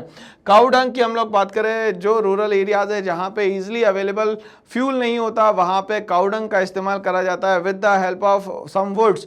तो लकड़ियों की मदद से, काऊ डंग की मदद से वो लोग खाना बनाते हैं यहाँ पे। ठीक है भाई, आगे बात करेंगे हम लोग यहाँ पे सोलार एनर्जी की। सोलार एनर्जी जो है कहीं ना कहीं सन की एनर्जी है जिसको हम लोग फोटोवोल्टाइक सेल के थ्रू ट्रैप करते हैं और यहाँ पे उस एनर्जी को इलेक्ट्रिकल एनर्जी में चेंज करके, बैटरीज में चेंज करके हम लोग अपने घर में 3 किलोवाट, 5 किलोवाट, ये इस तरीके से हम लोग एनर्जी को कंजर्व कर रहे हैं और यूज कर रहे हैं। यही फ्यूचर भी है। ठीक है भाई, चले, क्यों, क्योंकि ये रिन्यूएबल सोर्स है। क्या है रिन्यूएबल, मतलब कि ये जल्दी खत्म होने वाली चीजें नहीं है, खत्म करेंगे दोबारा ये एज इट इज हमें मिल जाएगी यहाँ पे। At present, consumption of energy in India is too high। अब यहाँ पे देखा गया है कि इलेक्ट्रॉनिक इंडस्ट्री इतनी तेजी से अगर फ्लरिश हो रही है तो जाहिर सी बात है कंजप्शन जो है इलेक्ट्रिसिटी का वो भी बढ़ जाएगा। Too high in comparison to its production, production के कंपैरिजन में हमारे यहाँ पे कंजप्शन ज्यादा है। मतलब demand is greater than supply, मांगने वाले लोग ज्यादा हैं, बनाने वाले लोग यहाँ पे कम है। ठीक है भाई, चलिए। एंड रिजर्व्स, और देखा जाए तो इन सारे रिसोर्सेस को हम यूज तब कर पाएंगे जब हमारे पास इसका रिजर्व रहेगा, मतलब स्टॉक में रहेगा। अगर ये है ही नहीं स्टॉक में तो अब कैसे आप इसका इस्तेमाल कर पाओगे। तो रिसोर्सेस का रिजर्व होना हमारे पास जरूरी है। अगर रिजर्व कम है तो उसको कंजर्व करना जरूरी है, बचाना जरूरी है। आज अगर नहीं बचाया तो फ्यूचर तक के ये चीजें हमें नहीं मिलने वाली या नहीं दिखने वाली। India's known reserves of oil are expected to last over 30 to 40 years. तो यहां पे इंडिया का जो ऑयल रिजर्व है वो सिर्फ 30 और 40 साल चलने वाला है। इसके बाद यहाँ पे ये ऑयल भी नहीं रहेगा। जब ऑयल नहीं रहेगा तो हम लोगों को क्या करना पड़ेगा, अल्टरनेट फ्यूल ढूंढने पड़ेंगे दोस्तों। अल्टरनेटिवली हम लोगों को यहाँ पे दोस्तों काम करना पड़ेगा। ठीक है भाई, चलिए आगे बढ़ते हैं इसी के साथ। तो आगे बोलता है कि क्या पॉसिबिलिटी है फ्यूचर में। So therefore other possibility 50 years from now. अब हम लोग पॉसिबिलिटी तो ढूंढना शुरू करें। क्यों, क्योंकि रिन्यूएबल सोर्सेज ऑफ एनर्जी तो साथ दे देगी, मगर नॉन रिन्यूएबल का क्या, अगर गई तो टाटा बाय बाय हो जाएगा। इसीलिए उसको हमें सही समय पे बचाना बहुत ज्यादा जरूरी है। ठीक है, from now could include ethanol. ठीक है, अब हम लोगों ने क्या करा भैया, इथेनॉल का यूज करना शुरू करा, बायोडीजल का इस्तेमाल करना शुरू करा, न्यूक्लियर एनर्जी का हम लोगों ने इस्तेमाल करना शुरू करा, जो कि हमारे पास लगभग एबंडेंस में है। मतलब इसका इस्तेमाल अगर सही से भी कर लेंगे तो कोई बहुत ज्यादा फर्क नहीं पड़ेगा। And better utilization of wind energy. और यहाँ पे हम लोग क्या करें, जो रिन्यूएबल सोर्सेज ऑफ एनर्जी है उसमें विंड आ जाती है। आप लोगों ने देखा होगा घूमते फिरते विंड मिल, तमिलनाडु में सबसे ज्यादा विंड मिल के थ्रू भी यहाँ पे एनर्जी का इस्तेमाल किया जाता है। सोलार एनर्जी हम लोग यूज कर रहे हैं सोलार फोटोवोल्टाइक सेल की हेल्प से, ठीक है भाई। चलिए, जियोथर्मल एनर्जी का हम लोग इस्तेमाल कर रहे हैं, यहाँ पे हाइड्रोजन एनर्जी का इस्तेमाल कर रहे हैं, टाइड्स के थ्रू हम लोग एनर्जी का इस्तेमाल करेंगे। आप wave energy, hydro electric energy and biomass energy, specially with the imminent danger of oil resources running out. हमें पता है कि एक समय बाद जो है ऑयल एज अ रिसोर्स जो है वो यहाँ पे रिप्लेनिश हो जाएगा, तब हम लोग क्या करेंगे अल्टरनेटिव फ्यूल्स में। तो ये सारे ऑप्शन जो है ये अल्टरनेटिव फ्यूल्स, ये सारे ऑप्शन जो है ये रिन्यूएबल सोर्सेज ऑफ एनर्जी, यही सारे रिसोर्सेज हमारी क्या करेंगे, हेल्प करेंगे, ठीक है भाई। चलिए, तो ये समझ में आ गया कि अगला 50 साल जो है वो हमारा सेफ एंड सिक्योर होने वाला है। क्यों? क्योंकि प्लानिंग अभी से हम लोगों ने दोस्तों यहाँ पे कर रखी है। Why is the issue of sustainability important for development? तो सबसे पहले हम लोग ये टर्म को समझ लेते हैं कि सस्टेनेबल डेवलपमेंट होता क्या है। सस्टेनेबल डेवलपमेंट का या सस्टेनेबल का मतलब ये होता है कि आज जो भी हमारे पास रिसोर्सेस है वो सारी रिसोर्सेस को हम लोग क्या करने वाले हैं दोस्तों, यहाँ पे हम लोग करने वाले यहाँ पे प्रिजर्व, यहाँ पे हम लोग करने वाले कंजर्व, हम लोग उसको बचाने वाले हैं। मगर यहाँ पे ऐसा नहीं है कि उसका यूटिलाइजेशन नहीं होगा, यूटिलाइजेशन 100% होगा, वेस्टेज 0% होगा, बट यहाँ पे वो सारे रिसोर्सेज को फ्यूचर तक के बचा के ले जाना है, ट्रांसफर करना है। नहीं तो पता चल रहा है कि पूरे रिसोर्सेज को हम लोगों ने अभी इस्तेमाल कर लिया और फ्यूचर में हमारे पास कोई ऑप्शन ही ना बचे। इसीलिए हम लोग चीजों को जब बचाते हैं, प्रेजेंट से फ्यूचर में ले जाते हैं, that is known as sustainable development, ठीक है भाई। तो यहां बोल रहा है जो सस्टेनेबिलिटी की जो प्रॉब्लम आ रही है डेवलपमेंट में वो क्या है, क्यों सस्टेनेबल डेवलपमेंट जो है एक बड़ा मुद्दा बना हुआ है। क्यों? क्योंकि अगली जो जनरेशन है उसको अगर बचाना है तो हमें रिसोर्सेज को ट्रांसफर करना ही पड़ेगा। चलिए समझते हैं। Sustainable development is a development that meets the need of the present. अब यहाँ पे बोल रहा है सस्टेनेबल डेवलपमेंट वो डेवलपमेंट होता है जो कि कहीं ना कहीं आज जो प्रेजेंट की जो नीड है उसको यहाँ पे फुलफिल करता है विदाउट कॉम्प्रोमाइजिंग द एबिलिटी। अब यहाँ पे बोल रहा है किसी तरीके से कोई कॉम्प्रोमाइज नहीं करना 100%, compromising the ability future generation. तो फ्यूचर जनरेशन का किसी भी तरीके से यहाँ पे कॉम्प्रोमाइज करे बिना यहाँ पे क्या करना है दोस्तों, हम लोगों को प्रेजेंट को अच्छा करना है, ठीक है, to meet their own needs, ठीक है। तो हमारी नीड्स को फुलफिल करते हुए प्रेजेंट की फ्यूचर तक के ट्रांसफर करना रिसोर्सेज को कहलाता है दोस्तों यहाँ पे क्या, सस्टेनेबल डेवलपमेंट। चलिए आगे बात करते हैं। The issue of sustainability is important. अब यहाँ पे बोला है जो सस्टेनेबिलिटी की यहाँ पे जो इंपॉर्टेंस है वो बहुत ज्यादा है, ठीक है, for development. Because if the natural resources जो नेचर से हम लोगों को मिली है, जो गॉड ने हमें दी है, अगर मान लेते हैं वही रिसोर्सेज कम होना शुरू हो जाए, और गॉड अपने आप तो रिसोर्सेज कम करेंगे नहीं, हम ही लोग उसका, ह्यूमन बीइंग्स ही उसका बेटर यूटिलाइजेशन करते हैं हमेशा। If the natural resources are not used carefully they may not be available for future generation. अगर उनका प्रॉपरली इकोनॉमाइजिंग सिस्टम नहीं करा गया, इकोनॉमाइजिंग ऑफ रिसोर्सेज नहीं किया गया, तो आज ये रिसोर्सेज रिप्लेनिश हो जाएंगी और ये बहुत मिलियन ऑफ ईयर्स तक के हमें दोबारा नहीं मिलने वाली। इसीलिए हम लोगों को इनको सारी चीजों को बचाना यहाँ पे जरूरी है, ठीक है भाई। The depleting resources of a country में you ultimately result in a lack of development of the country. अगर रिसोर्सेज कम हो गई तो कहीं ना कहीं अल्टीमेटली उसका जो रिजल्ट निकलेगा वो ये निकलेगा कि हमारी कंट्री की जो ग्रोथ है, हमारी कंट्री की जो डेवलपमेंट है वो पहले से धीरे धीरे करके कम हो जाएगी भाई, और इसको आप बचा भी नहीं पाएंगे। इसीलिए हम लोग ये कह रहे हैं कि सस्टेनेबल डेवलपमेंट सिस्टम जो है वो बहुत ज्यादा जरूरी है, इसके बिना काम यहाँ पे नहीं चल पाएगा। तो चलिए हम लोग आगे बढ़ते हैं इसी के साथ। क्वेश्चन नंबर 10 की तरफ आ गए हैं। बोलता है the earth has enough resources. Earth के पास जो है अबंडेंस में जो है आज दोस्तों यहाँ पे रिसोर्सेस है to meet the needs of all, but यहाँ पे सारे जितने भी लोग हैं उनकी नीड्स को फुलफिल करने के लिए अर्थ के पास बहुत कुछ है। Not enough to satisfy the greeds of even 1%, but एक भी पर्सन का जो लालचपन है उसको सेटिस्फाई करने के लिए तो अर्थ के पास कुछ नहीं है, मगर जितने भी लोगों को जिस भी चीजों की जरूरत है उसके लिए ये सारी चीजें जो है यहाँ पे अवेलेबल है, ठीक है भाई। चलिए, how is this statement relevant to the discussion of development. अब यहाँ पे ये जो स्टेटमेंट है वो डिस्कशन के लिए क्या सही है, बिल्कुल सही है। मैं मानता हूं कि ये जो स्टेटमेंट है बिल्कुल 100% सही दिया गया है। Development not just depend on the economic factors. अब यहाँ पे बोल रहा है डेवलपमेंट जो होता है वो सिर्फ और सिर्फ इकोनॉमिक फैक्टर पे दोस्तों यहाँ पे डिपेंडेंट नहीं होता of a country, but is also dependent on resources. ये सिर्फ और सिर्फ कहाँ पे डिपेंडेंट नहीं होता दोस्तों, यहाँ पे इकोनॉमिक फैक्टर पे डिपेंडेंट नहीं होता, ये बहुत सारी चीजों पे डिपेंडेंट होता है, जिसमें सबसे इंपॉर्टेंट रोल जो है वो होता है यहाँ पे रिसोर्सेस का। ठीक है, that are available for the people of a country to use. अब यहाँ पे बोल रहा है कि यहाँ पे जितने भी रिसोर्सेस है वहां पे ये रिसोर्सेस का लोग इस्तेमाल कैसे कर रहे हैं ये इंपॉर्टेंट है। रिसोर्सेस तो अवेलेबल है अबंडेंस में, मगर उसमें भी हमें क्राइटेरिया दिया गया है कि कुछ रिन्यूएबल हो गया और कुछ नॉन रिन्यूएबल हो गए, तो नॉन रिन्यूएबल जो होगी उसको बहुत सही तरीके से इस्तेमाल करना जरूरी है। The statement the earth had enough resources to meet the needs of all but not enough to satisfy the greeds of even one person। ये स्टेटमेंट बिल्कुल सही दिया गया है। अर्थ के पास सारे लोगों की नीड्स फुलफिल करने के लिए जगह है मगर ग्रीड फुलफिल करने के लिए जगह नहीं है। Is completely relevant in terms of development of a country because natural resources are non renewable resources. हमें यह पता है कि कंट्री को डेवलप करना है, बट हमें यह भी तो पता है कि जो नॉन रिन्यूएबल रिसोर्सेज है वो एक बार गई तो फिर वापस दोबारा नहीं आने वाली है, मतलब मिलियन ऑफ ईयर्स तक के वेट करेंगे क्या, नहीं, जनरेशन ही खत्म हो जाएगी तब तक के। तो इसीलिए यहां पे जो बात करी गई है दोस्तों वो बहुत इंपॉर्टेंट है कि लालच में इस देश का, लालच में इस पृथ्वी का नुकसान नहीं होना चाहिए। It is responsibility of the people. अब ये जो रिस्पॉन्सिबिलिटी किसकी है दोस्तों, हम लोगों की ही है, to use them only to meet their needs. अब यहाँ पे क्या बोल रहा है कि जो भी हमारी नीड्स है उसको यहाँ पे फुलफिल करना है, कोई दिक्कत नहीं है, बट यहाँ पे ग्रीड को किसी भी तरीके से फुलफिल नहीं किया जाएगा। And not satisfy their grids, यहाँ पे नीड्स को फुलफिल करना है, ग्रीड्स को सेटिस्फाई करने के लिए किसी भी नेचुरल रिसोर्सेज को यहाँ पे ब्रेक नहीं किया जाएगा।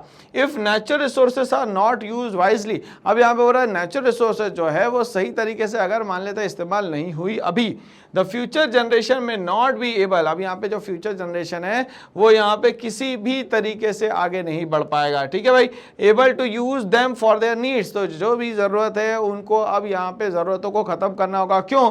क्योंकि उनके पास जो रिसोर्सेस होना चाहिए, उनके पास जो रॉ मटेरियल होना चाहिए, अब वो यहाँ पे आज आसानी से अवेलेबल नहीं है। Which will result in the downfall of development of country. और यहाँ क्या बोलता है, ये डाउनफॉल ऑफ द कंट्री में ये बहुत क्रूशल रोल प्ले करेगा कि आपके पास अगर रिसोर्सेस नहीं है तो रेस्ट ऑफ द कंट्री, मान लेते हैं पूरे वर्ल्ड में अगर 196 कंट्रीज है तो 196 कंट्रीज में से रिसोर्सेस ना होने के कारण इन 196 कंट्रीज में सबसे पीछे वो कंट्री की रैंक आएगी, just because of the lack of resources. अब रिसोर्सेस का प्रॉपर यूटिलाइजेशन करेंगे तो ठीक है, अगर उसका बैड यूटिलाइजेशन करेंगे तो आगे चल के ये बहुत ज्यादा हैवी रिजल्ट देने वाला है, जिसको हम लोग यहां बोलते हैं types of pollution. May be air pollution, may be land pollution, may be water pollution और मे बी यहां पे नॉइज पोल्यूशन। ये सारी चीजें कहीं ना कहीं ह्यूमन बीइंग के सर्वाइवल के लिए दोस्तों बहुत ज्यादा यहाँ पे डिफिकल्ट है। तो यहाँ पे एनसीईआरटी एक्सरसाइज जो हम लोग पढ़ रहे हैं इसमें हमें समझ में आ रहा है कि किसी भी क्वेश्चन को कितना डीपली एनालाइज करना जरूरी है। चलिए आगे बढ़ते हैं। नेक्स्ट क्वेश्चन पूछता है, list a few examples of environmental degradation. अब ये बताइए कि एनवायरमेंटल डिग्रेड हो रहा है, उसके कुछ एग्जांपल्स हम लोगों को बताइए।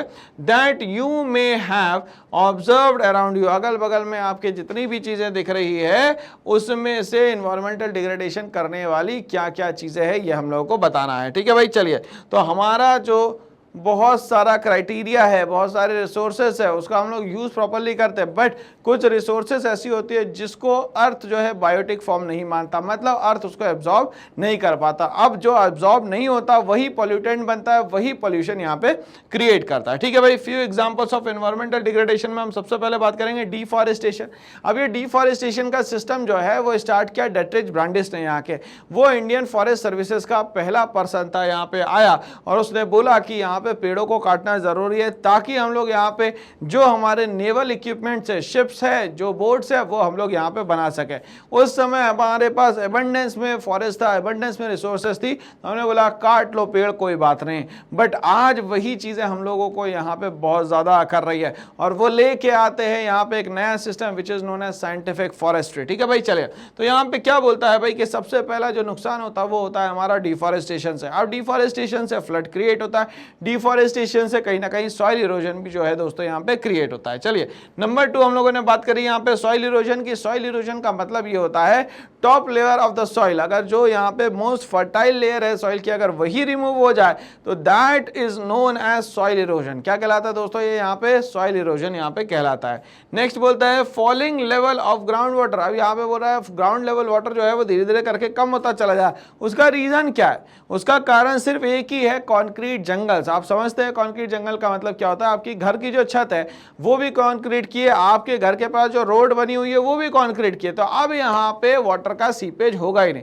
जब वाटर का सीपेज नहीं होगा तो ग्राउंड लेवल वाटर जो है वो कभी भी इंक्रीज यहाँ पे नहीं हो सकता। तो ग्राउंड लेवल वाटर को हमें बैक टू बैक क्या करना पड़ेगा, रिचार्ज। तो यहाँ क्लियर हो गया है भाई कि अब हमें सॉइल इरोजन को, डिफॉरेस्टेशन को मिनिमम टू मिनिमम करना है। उसके लिए कुछ प्रिवेंशन मेजर्स या कंजर्वेशन मेथड्स हम लोग को यहाँ पे यूज करने पड़ेंगे। ठीक है, अब हम लोगों ने जैसे हम लोगों ने falling level of ground water की बात करी तो हमें समझ में आ गया कि भैया ये जो कहानी चल रही है ये कहानी इसलिए चल रही है क्योंकि कंट्री में कंटिन्यूसली क्या हो रहा है दोस्तों, यहाँ पे डेवलपमेंट हो रहा है। ठीक है भाई, चलिए इसको अगर हम लोग ऐसे समझते हैं कि भाई यहाँ पे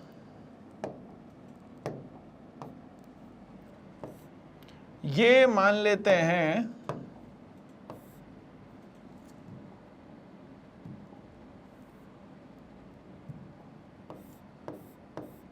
ये किसी का घर है दोस्तों, है ना भाई। ठीक है भाई, चलिए ये घर बना दिया हम लोगों ने। अब घर पे डाल दी हम लोगों ने छत।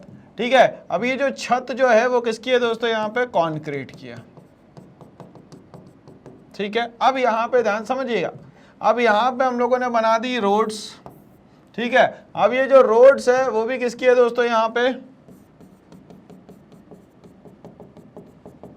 तो यहाँ पे रूफ भी जो है वो कंक्रीट की है और यहाँ पे जो रोड है वो भी यहाँ पे दोस्तों कंक्रीट की है। अब मान लेते हैं कि पानी आता है भाई, चलिए अब ये पानी आ गया भाई, मान लेते हैं। अब पानी को क्या चाहिए, पानी को चाहिए कि वो ग्राउंड लेवल तक के चले जाए, बेस तक के चले जाए। मगर वो बेस तक के जाएगा कैसे, बेस तक के जाएगा तब जब ये यहाँ पे ये जो एरिया है वो क्या रहेगा भाई, कच्चा रहेगा, मतलब कि परमानेंट यहाँ पे चीजें नहीं बनाई जाएगी, तब तो ये पानी जो है वो यहाँ नीचे तक के ग्राउंड लेवल वाटर तक के जा पाएगा। बोलिए हाँ या ना। बट यहाँ पे ये जो पानी गिरा ये शिफ्ट हो गया आगे, तो इस वाले एरिया में ये एरिया वाटर डेफिसिट एरिया हो जाएगा, जिसको हम लोग क्या कह रहे हैं कि falling level of the ground water. क्यों हो रहा है, क्योंकि पानी जो नीचे जाना था वो यहाँ पे जा ही नहीं पा रहा है। क्यों, क्योंकि जमीन जो है आपने कंक्रीट पे कर दी और आपने ये बना दिया यहाँ पे आरसीसी जंगल। आरसीसी का मतलब होता है रीइंफोर्स कंक्रीट सीमेंट। जो आपने देखा होगा ना, पक्के पक्के रोड बन रहे हैं, घरों पे जो छत डल रही है वो सब आरसीसी है, मतलब पानी उससे नीचे जा ही नहीं सकता। तो मान लेते हैं कि इंडिया के पास टोटल मिला के जो एरिया है वो है 3.28 मिलियन स्क्वायर किलोमीटर। अब मान लेते हैं 3.28 मिलियन स्क्वायर किलोमीटर में से 2.28 मिलियन स्क्वायर किलोमीटर एरिया जो है वो चला गया किसमें, पूरी तरीके से भाई किसमें चला गया, कंक्रीट जंगल्स में से। तो अब एरिया ही कम बचेगा। जब एरिया कम बचेगा तो आपको क्या करना पड़ेगा भैया, यहाँ पे इस जगह पे कुछ काम करने पड़ेंगे। तो यहाँ पे इस एरिया को बचाने के लिए क्या करा गया है, तो इसके लिए करा गया है सर रेन वाटर हार्वेस्टिंग। तो ये रेन वाटर हार्वेस्टिंग से होता क्या है, रेन वाटर हार्वेस्टिंग से ये जो भी रूफ पे पानी इकट्ठा होता है वो चैनल के थ्रू यहाँ तक के चला जाता है। तो ये एक अच्छा तरीका है जिससे जितने भी बोरवेल से हो, जितने भी ग्राउंड लेवल वाटर के सोर्सेस है वो सारे के सारे आज रिचार्ज हो गए और बेहतर से बेहतर यहाँ पे काम कर पा रहे हैं। ठीक है भाई, चलिए तो अब हम लोग को ये समझ में आ गया सर कि यहाँ पे ग्राउंड लेवल वाटर की जो स्थिति है वो क्यों बन रही है, just because of the concrete jungle. Concrete jungle अगर खत्म करना शुरू कर दोगे तो पेड़ बचना शुरू हो जाएंगे और ये पानी नीचे तक के जाने भी देंगे। क्यों, क्योंकि वहां जो सॉइल है वो यहाँ पे सीपेज करेगी और पानी को नीचे तक के ले जाएगी। ठीक है भाई, चलिए नेक्स्ट बोलता है depletion of the ozone layer. ठीक है भाई, चलिए अगर हम लोग बात करते हैं यहाँ पे ओजोन लेयर की, और ओजोन लेयर को हम लोग यहाँ पे कहते हैं दोस्तों, यहाँ पे ध्यान समझिएगा, ओजोन लेयर को कहते हैं हम लोग यहाँ पे O3। ठीक है, अब ये जो ओजोन लेयर है ये जिस लेयर में आती है उसको हम लोग कहते हैं यहाँ पे स्ट्रेटोस्फियर। ठीक है, ये जो ओजोन है इसका लगभग जो एरिया है वो लगभग 8 से 18 किलोमीटर के बीच का रहता है। अब ये 8 से 18 किलोमीटर के बीच का रहता है, मगर यहाँ प्रॉब्लम ये हो रही है जो कंटिन्यूसली ये नीचे से ये जो हार्मफुल गैसेस जा रही है ऊपर की तरफ, ठीक है, ये कहीं ना कहीं ओजोन लेयर को डिप्लीट कर रही है, पहली बात। दूसरा, यहां पे जो सन की एनर्जी है,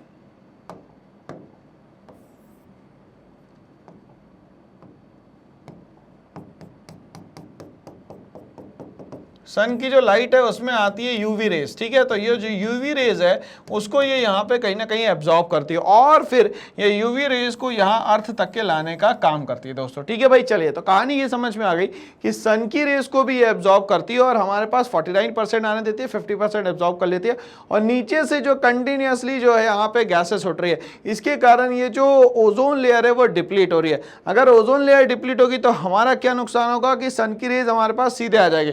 सन की रेज सीधे आने का मतलब यह है कि हमारी बॉडी को सीधे सीधे फेस करना पड़ेगा एक प्रॉब्लम जिसको बोलते हैं दोस्तों यहाँ पे स्किन कैंसर।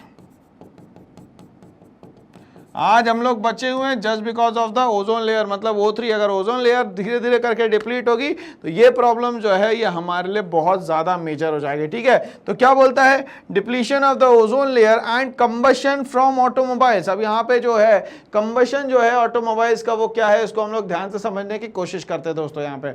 चलिए समझिएगा, तो हमारे पास ये ऑटोमोबाइल सेक्टर्स के लिए जो व्हीकल्स के इंजिन्स है, इंजिन्स यहाँ पे दो टाइप के हो गए, ठीक है। एक तो हो गया दोस्तों यहाँ पे डीजल और दूसरा हो गया दोस्तों यहाँ पे पेट्रोल, ठीक है भाई। चलिए आप ध्यान से सुनिएगा।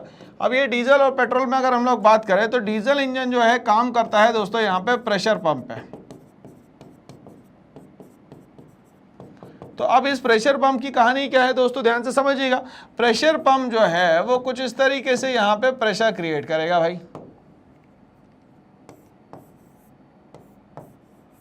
ठीक है। अब यहाँ पे जब ये प्रेशर पंप प्रेशर क्रिएट करेगा इसके बीच में, तो ये प्रेशर क्रिएट करने के बाद जो फ्यूल है वो बहुत सारा बच जाएगा, जिसको बोलते हैं हम लोग यहाँ पे अनबर्न्ड फ्यूल। बहुत सारा फ्यूल जो है दोस्तों यहाँ पे क्या हो जाएगा, बच जाएगा, ठीक है। अब ये जो अनबर्न्ड फ्यूल है ये कहाँ एमिट होगा, तो ये कहीं ना कहीं अर्थ के एरियाज में एमिट होगा, एयर में ये एमिट होगा, ठीक है। और ये जो अनबर्न्ड फ्यूल है ये बचेगा, जिसको हम लोग बोलते हैं CO। CO का मतलब होता है दोस्तों यहाँ पे कार्बन मोनोऑक्साइड। अब ये जो कार्बन मोनोऑक्साइड है ये ह्यूमन बीइंग के लिए बहुत ज्यादा डेंजरस है। क्यों? क्योंकि ये ब्लड में अगर डाइल्यूट होती है तो इंसान जो है फेंट हो जाएगा, बेहोश होकर गिर पड़ेगा दोस्तों यहाँ पे, ठीक है। या तो उसको आने लगेगी बहुत ज्यादा यहाँ पे वॉमिटिंग, ठीक है। कहानी क्लियर दोस्तों यहाँ पे, तो वॉमिटिंग या यहाँ पे ये बंदा जो है फेंट होके यहाँ पे नीचे गिर जाएगा दोस्तों। यहाँ तक के कहानी मेरे ख्याल से आप लोगों को क्लियर हो गई होगी, ठीक है भाई। चलिए अब यहाँ पे हम लोग बात करते हैं पेट्रोल इंजन की। तो पेट्रोल इंजन जो है वो यहाँ पे स्पार्क प्लग पे काम करते हैं, ठीक है। अब स्पार्क प्लग में होता क्या है कि यहाँ फ्यूल जो है 100% बर्न हो जाता है,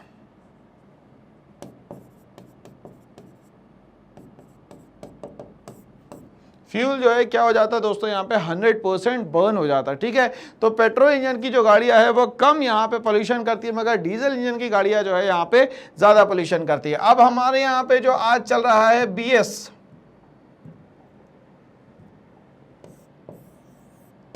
BS6, इसका मतलब होता है भारत स्टेज 6। इसका मतलब कि अब यहाँ पे क्लीनर एंड ग्रीनर फ्यूल्स की बात हो रही है, जिससे पोल्यूशन जो है बहुत ही मिनिमम यहाँ पे हो जाए।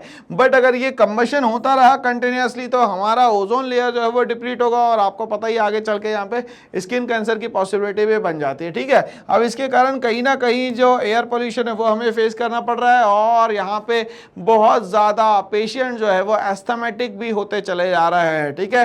मतलब लंग्स के लिए बहुत ज्यादा प्रॉब्लम क्रिएट हो रही है। ठीक है, नेक्स्ट हम लोग बात करते हैं दोस्तों यहाँ पे वाटर पोल्यूशन की। तो वाटर बॉडीज में अगर कोई भी पॉल्यूटेंट ऐड कर दिया जाए तो अब वो वाटर जो है वो पॉल्यूटेड हो गया, तो अब हम लोग ये पूरे सिस्टम को बोलते हैं दोस्तों यहाँ पे वाटर पॉल्यूशन। क्या बोलते हैं? Water pollution.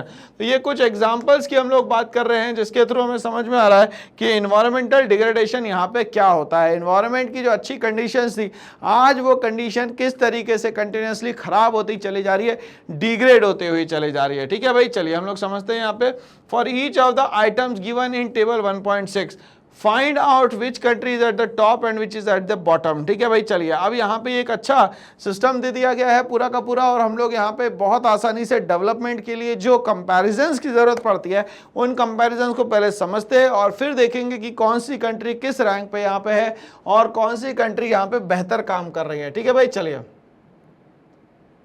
तो एक एक चीज को यहाँ पे समझते हुए चलेंगे दोस्तों। तो सबसे पहला क्राइटेरिया जो है वो है कि हम लोग देख ले कंट्री कौन कौन सी है।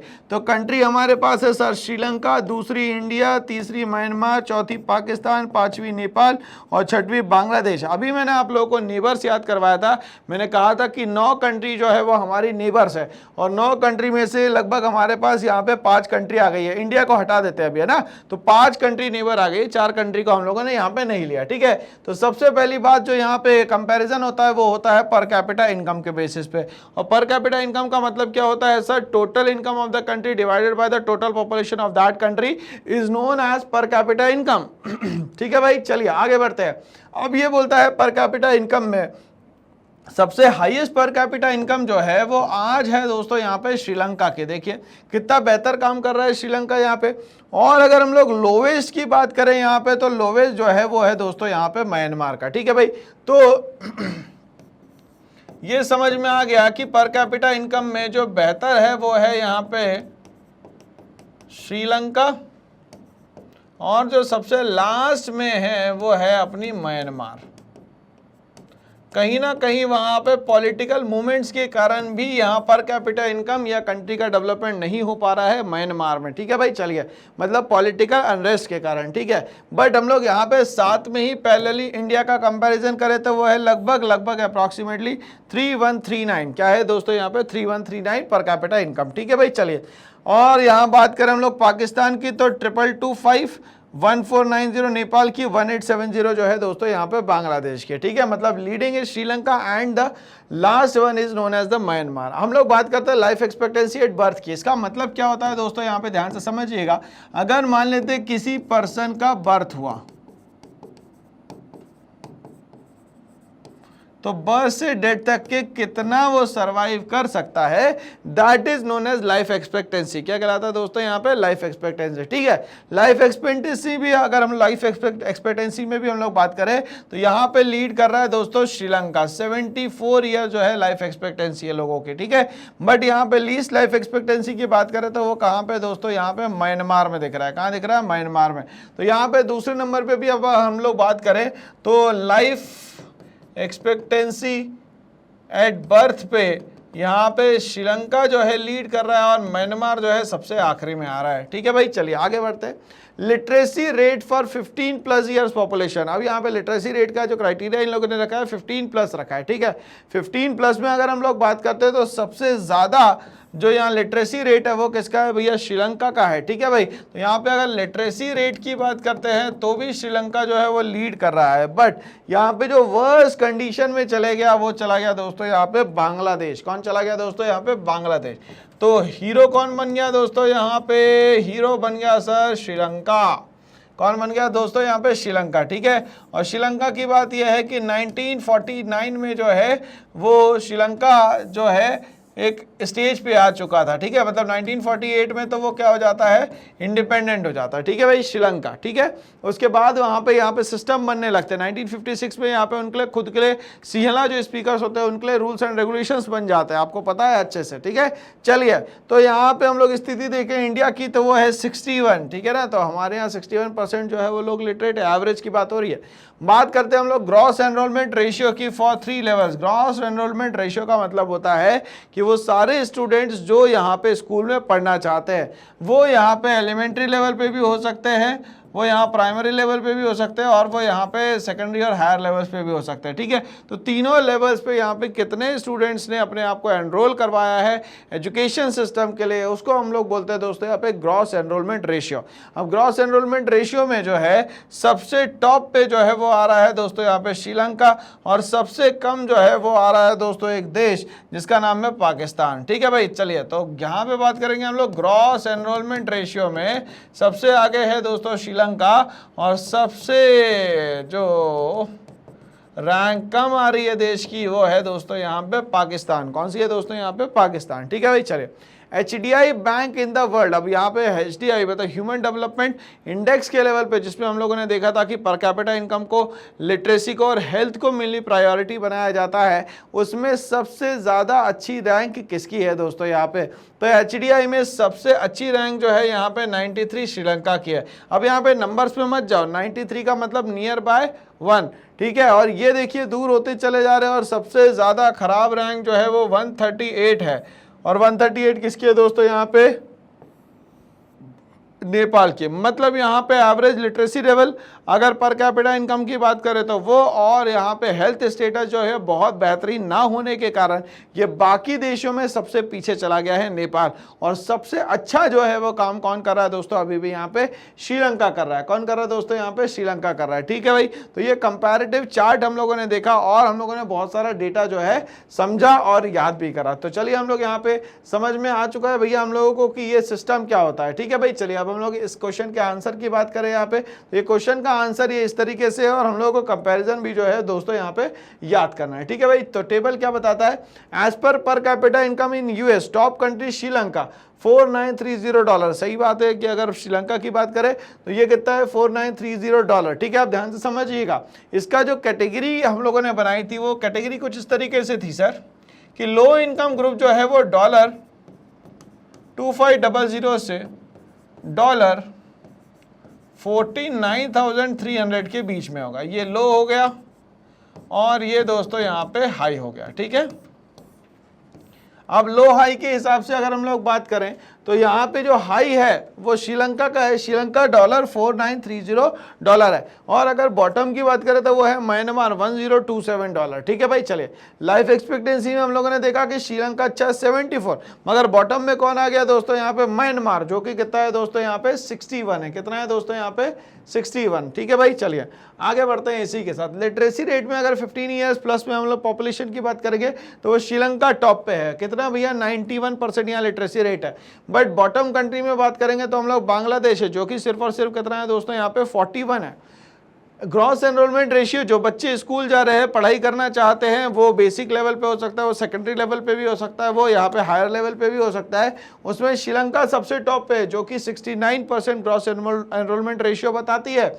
बॉटम कंट्री जो है पाकिस्तान, जो कि लगभग 35% जो लोग हैं वहाँ पे आज स्कूल जा रहे हैं, मतलब कि समझदारी की बहुत कमी होगी। क्यों? क्योंकि वहाँ पे पढ़े लिखे लोग कम हैं, ठीक है। According to the HDI rank in the world bank, top country जो है वो गई श्रीलंका। कौन सा रैंक है भाई 93।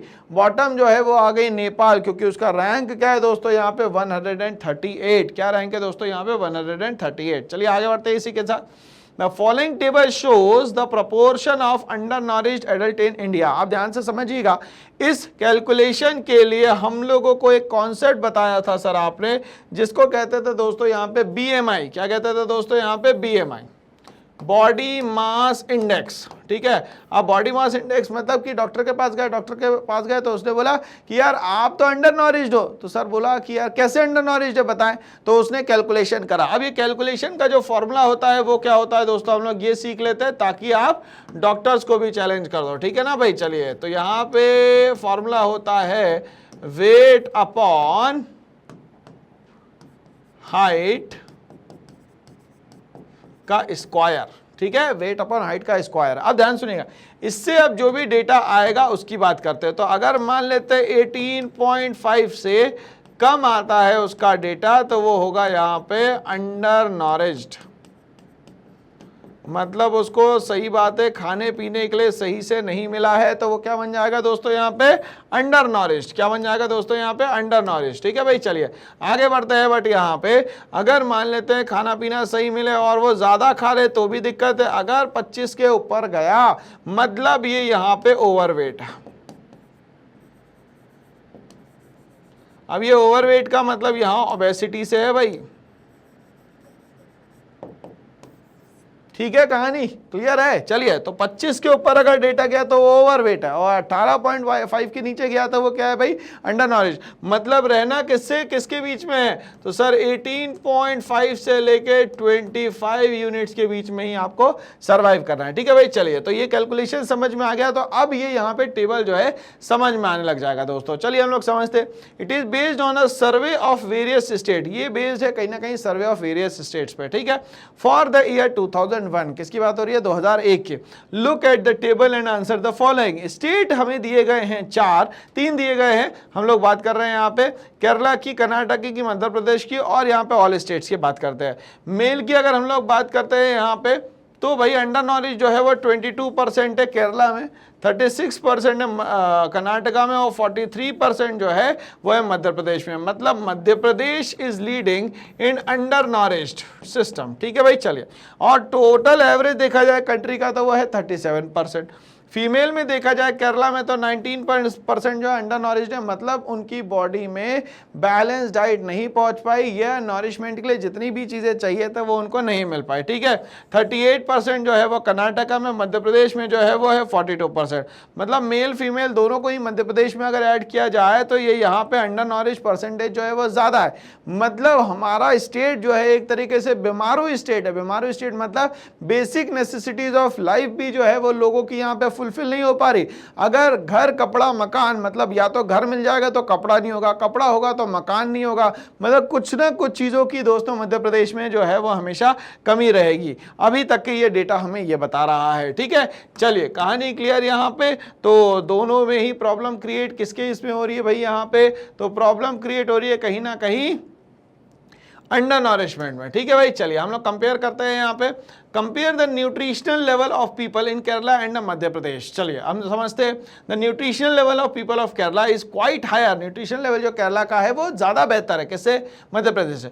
Both males and the females, males का भी अच्छा है और फीमेल्स का भी अच्छा है of Madhya Pradesh.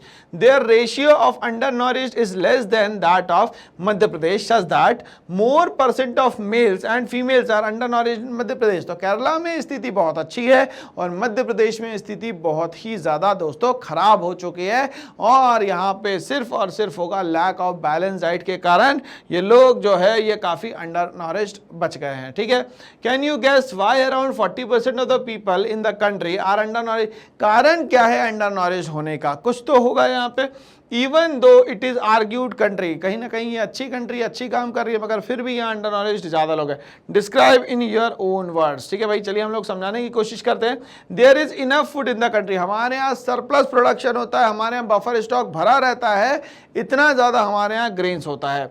Even 40% of the peoples in the country are undernourished because, क्या कारण है इसका। पहला, large number of people are so poor. हमारे यहाँ जो गरीब है वो बहुत ज्यादा है, इसीलिए कहीं ना कहीं वो अंडर नॉरिश्ड रह जाता है। So they cannot afford nutritious food. अब यहाँ पे जिससे न्यूट्रिशंस मिलना होता है, जिन भी फूड से पार्टिकल से, वो सारी चीजें वो खरीद ही नहीं पाता just because of the lack of money. पैसा ना होने के कारण ये सारी प्रॉब्लम उसको फेस करनी पड़ती है। दूसरा, in most of the state the public distribution system. अब यहाँ पे हम लोग बात करें कि सारे स्टेट्स में लगभग यहाँ पे पब्लिक डिस्ट्रीब्यूशन सिस्टम यहाँ पे चला ही जा रहा है। ठीक है, अब ये पब्लिक डिस्ट्रीब्यूशन सिस्टम होता क्या है, इसको हम लोग ध्यान से समझने की कोशिश करें। पब्लिक डिस्ट्रीब्यूशन सिस्टम का मतलब वो सारे लोग जिनके पास भी क्या है दोस्तों यहाँ पे बीपीएल है, अगर वो बीपीएल से बाहर निकल गए तो उनके लिए बन जाएगा एपीएल। अब ये बीपीएल का मतलब क्या होता है दोस्तों, यहाँ पे बिलो पॉवर्टी लाइन। अब इस बिलो पॉवर्टी लाइन के लिए सबसे पहले तो हम लोग को ये समझना पड़ेगा कि सर ये पॉवर्टी लाइन क्या होता है। तो ये जो पॉवर्टी लाइन है क्वेश्चन मार्क, पॉवर्टी लाइन का मतलब होता है एक ऐसी लाइन जो कि यहाँ पे क्रिएट करे कि कौन लोग हैं जिनको बेसिक नेसेसिटीज ऑफ लाइफ नहीं मिल पा रही है। अब ये बेसिक नेसेसिटीज ऑफ लाइफ में हम लोग क्या ले लेते हैं दोस्तों, फूड, शेल्टर और क्लोथिंग।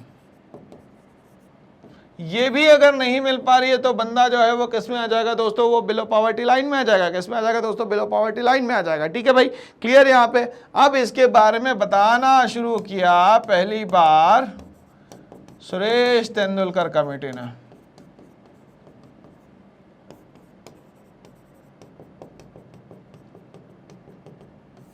इसने कहा कि दो तरीके से हम लोग इसको मेजर करेंगे, मॉनेटरी और न्यूट्रिशन के हिसाब से। ठीक है भाई, चलिए अब ध्यान से समझिएगा।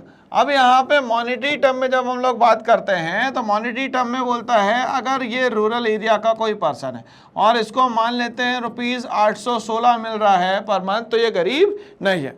मगर यहीं अगर शहर में वो रह रहा है, अर्बन एरिया में वो रह रहा है, तो अगर मान लेते हैं उसको ₹1000 मिल रहा है तो भी वो गरीब नहीं है। बताओ इतने कम में काम चल जाएगा क्या? पॉसिबल नहीं है। और न्यूट्रिशनल लेवल की अगर हम लोग बात करते हैं तो ये कहता है कि जो रूरल एरिया है, रूरल एरिया में अगर किसी को 2400 कैलोरी मिल रही है तो वो गरीब नहीं है। और अगर अर्बन एरिया है तो अर्बन एरिया में अगर उसको 2100 कैलोरी मिल रही है तो वो किसी भी तरीके से गरीब नहीं। ये सुरेश तेंदुलकर कमेटी की रिपोर्ट है दोस्तों यहाँ पे। ठीक है भाई, चलिए तो हम लोग यहाँ पे बात कर रहे हैं दोस्तों पब्लिक डिस्ट्रीब्यूशन सिस्टम की। अब यहाँ ये जो पब्लिक डिस्ट्रीब्यूशन सिस्टम है इसको दो पार्ट्स में यहाँ पे डिवाइड कर दिया गया। ठीक है, revamped public distribution system.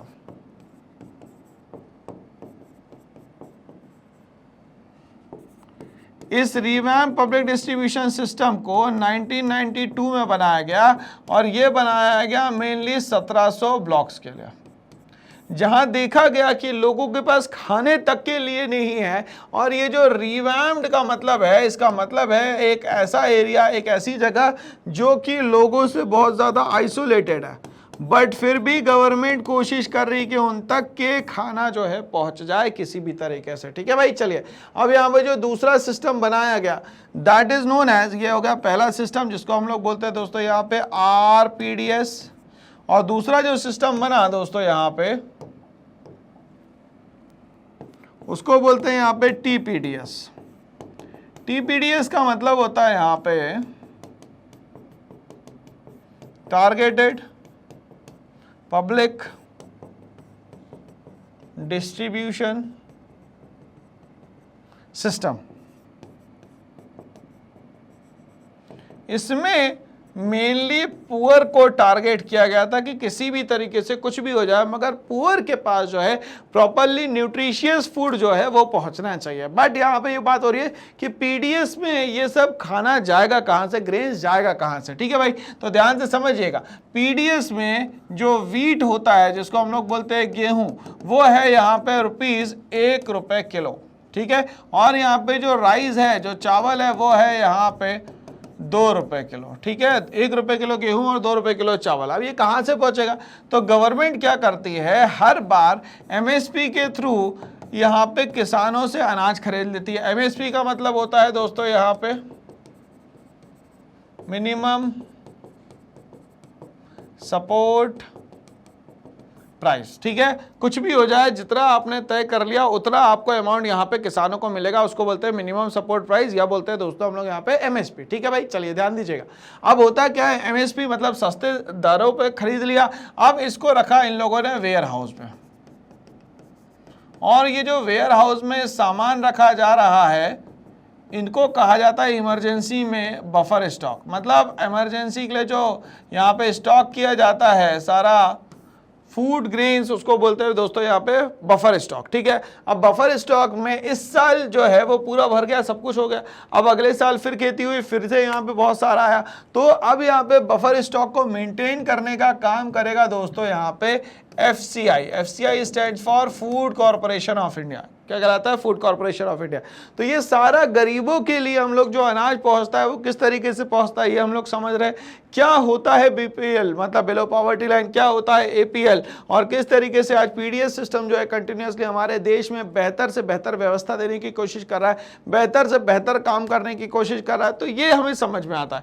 But यहाँ पे कहा जा रहा है कि पब्लिक डिस्ट्रीब्यूशन सिस्टम जो है PDS does not function properly, मगर अभी भी लोग कहते हैं कि PDS सिस्टम जो है सही से काम नहीं कर रहा। And the poor people can not get food items eight cheaper rates. अब यहाँ पे नहीं मिल रहा। अब मैंने ये सारी कहानी इसलिए समझाई क्योंकि ये स्टेटमेंट यहाँ पे ऐसा दिया है कि पुअर को आज भी कोई फैसिलिटी किसी भी तरीके से गवर्नमेंट से नहीं मिल रही। मगर यही सब भी तो गवर्नमेंट ने किया है, और किसके लिए किया? लोगों के लिए। क्यों? क्योंकि इंडिया में यहाँ पे अभी जो है वो बहुत बड़ा सिस्टम एक काम कर रहा है with a balance form which is known as democracy, और डेमोक्रेसी में ही लोगों के लिए बहुत ज्यादा यहाँ पे करना पड़ता है। ठीक है भैया, इसका स्क्रीनशॉट ले लीजिएगा, एग्जाम में बहुत काम आने वाला है। ठीक है भाई, चलिए तो यहाँ पे मैं स्क्रीनशॉट के लिए साइड हट जाता हूँ थोड़ा सा, तो ये स्क्रीनशॉट लेने में आपको मदद हो जाएगी। ठीक है, स्क्रीनशॉट ले लीजिए क्योंकि एग्जाम में आपको ये हर तरीके से मदद करेगा। ठीक है भाई, चलिए, और इसकी जो फुल फॉर्म है वो भी आपको मदद करेंगे, जैसे मिनिमम सपोर्ट प्राइस, BPL का मतलब below poverty line, APL above poverty line, PDS public distribution system, RPDS revamped public distribution system 1992, targeted public distribution system. ये सारी चीजें जो है आपको एग्जाम में दोस्तों काम आने वाली है, इसीलिए PDS टॉपिक जो है बहुत इंपॉर्टेंट है। तो चलिए भाई, हम लोगों ने बात कर ली कि लोगों तक के, गरीबों तक के खाना कैसे कैसे पहुंच जाता है, और तरीका क्या है, सिस्टम क्या है, रोड मैप क्या है गवर्नमेंट ऑफ इंडिया का, किस तरीके से लोगों तक के right to food, right to work को पहुंचाया जा रहा है।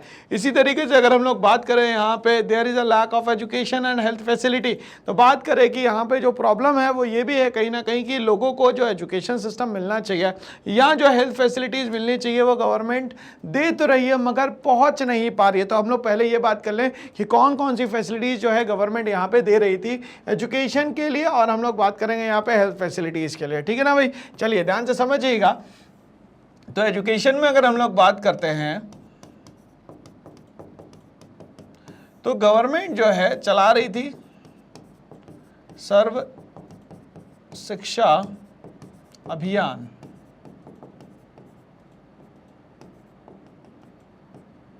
ठीक है, ऐसे से सब पढ़ो सब बढ़ो आगे बढ़ो, है ना, इस तरीके से कुछ यहाँ पे इवेंट चल रहे थे। इसके बाद गवर्नमेंट ने क्या करा, गवर्नमेंट ने बोला कि यहाँ पे हमें चलाना पड़ेगा फ्री एंड कंपल्सरी एजुकेशन। ठीक है, अब फ्री एंड कंपल्सरी एजुकेशन में इन लोगों ने ईयर्स भी सेट कर लिए कि 6 to 14 ईयर्स तक के जो भी बच्चा रहेगा उसको फ्री एंड फेयर या फ्री एंड कंपल्सरी एजुकेशन हम लोग देंगे, जो कि मेनली ये कहता है कि ये होगा एलिमेंट्री एजुकेशन।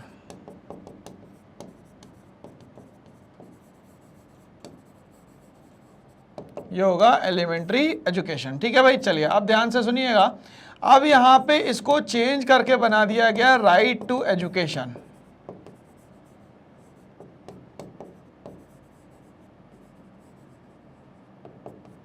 इसको दोस्तों बना दिया गया क्या, राइट टू एजुकेशन। ठीक है ना, राइट टू एजुकेशन एक्ट बनाया गया 2002 में और इसको इम्प्लीमेंट किया गया 1 अप्रैल 2009 से। ठीक है, अब यहाँ पे क्या कहा गया, यहाँ पे भी कहा गया कि 6 to 14 ईयर्स के जो भी बच्चे होंगे उनको यहाँ पे फ्री एंड कंपलसरी एजुकेशन दिया जाएगा। बट होता क्या था, बच्चे आते थे, पढ़ते थे और भाग जाते थे। क्यों? क्योंकि खाना खाने गए और वापस नहीं आएंगे। तो अब यहाँ पे गवर्नमेंट ने इसके साथ एड ऑन कर दिया मिड डे मील। ठीक है, कि खाना भी यही मिलेगा, पढ़ाई भी यही मिलेगी और जितनी फैसिलिटीज चाहिए वो सारी की सारी यहाँ पे अवेलेबल हो गई। ठीक है भाई, चलिए यहाँ तक की कहानी क्लियर हो गई, आगे बढ़ते हैं। There is a lack of educational and health facilities. अब यहाँ पे हेल्थ फैसिलिटीज की अगर मैं बात करूँ तो हेल्थ फैसिलिटीज का मतलब सीधा सीधा ये हो गया कि हेल्थ फैसिलिटी आपको इसलिए दी जाएगी ताकि आपके वर्किंग आवर्स, वर्किंग डेज जो है वो यहाँ पे कहीं ना कहीं इंक्रीज हो सके। ठीक है, इसके लिए गवर्नमेंट ने यहाँ पे खोले बेटा एम्स, ठीक है, plus community health centres, plus यहाँ पे प्राइमरी हेल्थ सेंटर्स यहाँ पे खोले गए। ठीक है, इसके अलावा गवर्नमेंट ने यहाँ पे छोटे बच्चों के वैक्सीनेशन के लिए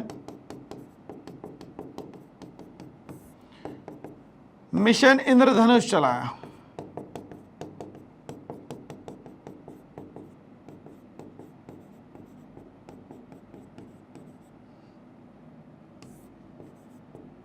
ठीक है भाई, चलिए अब यहां बोलता है in many parts of the country so many people remain backward. अब बहुत सारे कंट्री के लोग जो है अभी भी क्या है, बैकवर्ड है। तो बैकवर्ड के लिए ही ये सारी चीजें चल रही है दोस्तों। And poor as such they are unable to get nutritious food, और उन लोगों को खाना नहीं मिल पाता, इसीलिए गवर्नमेंट ने चलाया दोस्तों यहाँ पे पीडीएस। तो हर तरीके से गवर्नमेंट कोशिश कर रही है कि बेहतर से बेहतर क्या हो सकता है, क्या आप लोगों तक के बेहतर पहुंचाया जा सकता है। क्यों? क्योंकि ये वर्ल्ड की सबसे बड़ी डेमोक्रेटिक कंट्री और ये कहीं ना कहीं बाकी कंट्रीज के लिए, छोटी मोटी कंट्रीज के लिए बहुत बड़ा रोल मॉडल है कि सारे लोगों का यहाँ पे डेवलपमेंट किसी ना किसी एंगल या किसी ना किसी पॉइंट से हो रहा है दोस्तों यहाँ पे। तो ये सारी कहानी जो है हम लोगों को क्लियर होती है और जितने भी एनसीईआरटी के क्वेश्चन हैं ये बहुत इंपॉर्टेंट होते हैं दोस्तों। एक एक क्वेश्चन जो है वो 10-10 क्वेश्चन के बराबर होता है। तो इस साल टीम डेफिनेट सक्सेस पाठशाला लेके आई है बहुत कुछ खास, बहुत सारी चीजें बिंदास। क्यों? क्योंकि मार्क्स लाना है full on full, 100 out of 100 लाना है या 100% बनाना है तो हमें करना पड़ेगा मेहनत। इसी के लिए टीम डेफिनेट सक्सेस पाठशाला आपके साथ मेहनत करना चाहती है और इस साल के सेलियंट फीचर्स में लेके आती है online classes, live classes, DPP, hand written notes और स्टडी मटेरियल। साथ ही आपको बढ़ाना है, इसको पढ़ाना है, इंडिया को बढ़ाना और पढ़ाना दोनों है। तो आप भी पढ़ाएंगे, हम भी पढ़ाएंगे, सब मिलके इंडिया को बेहतर से बेहतर बनाएंगे। ये कैसे होगा? पढ़ेगा इंडिया तब बढ़ेगा इंडिया। तो इसके लिए इस चैनल को लास्ट नींव या जो बोलते हैं कि लास्ट पॉइंट जो होता है ना इंडिया का, वहां तक के दोस्तों पहुंचाना है। तो उसके लिए इस चैनल को आप लाइक, शेयर, सब्सक्राइब करना ना भूलें। Thanks for watching and all the best.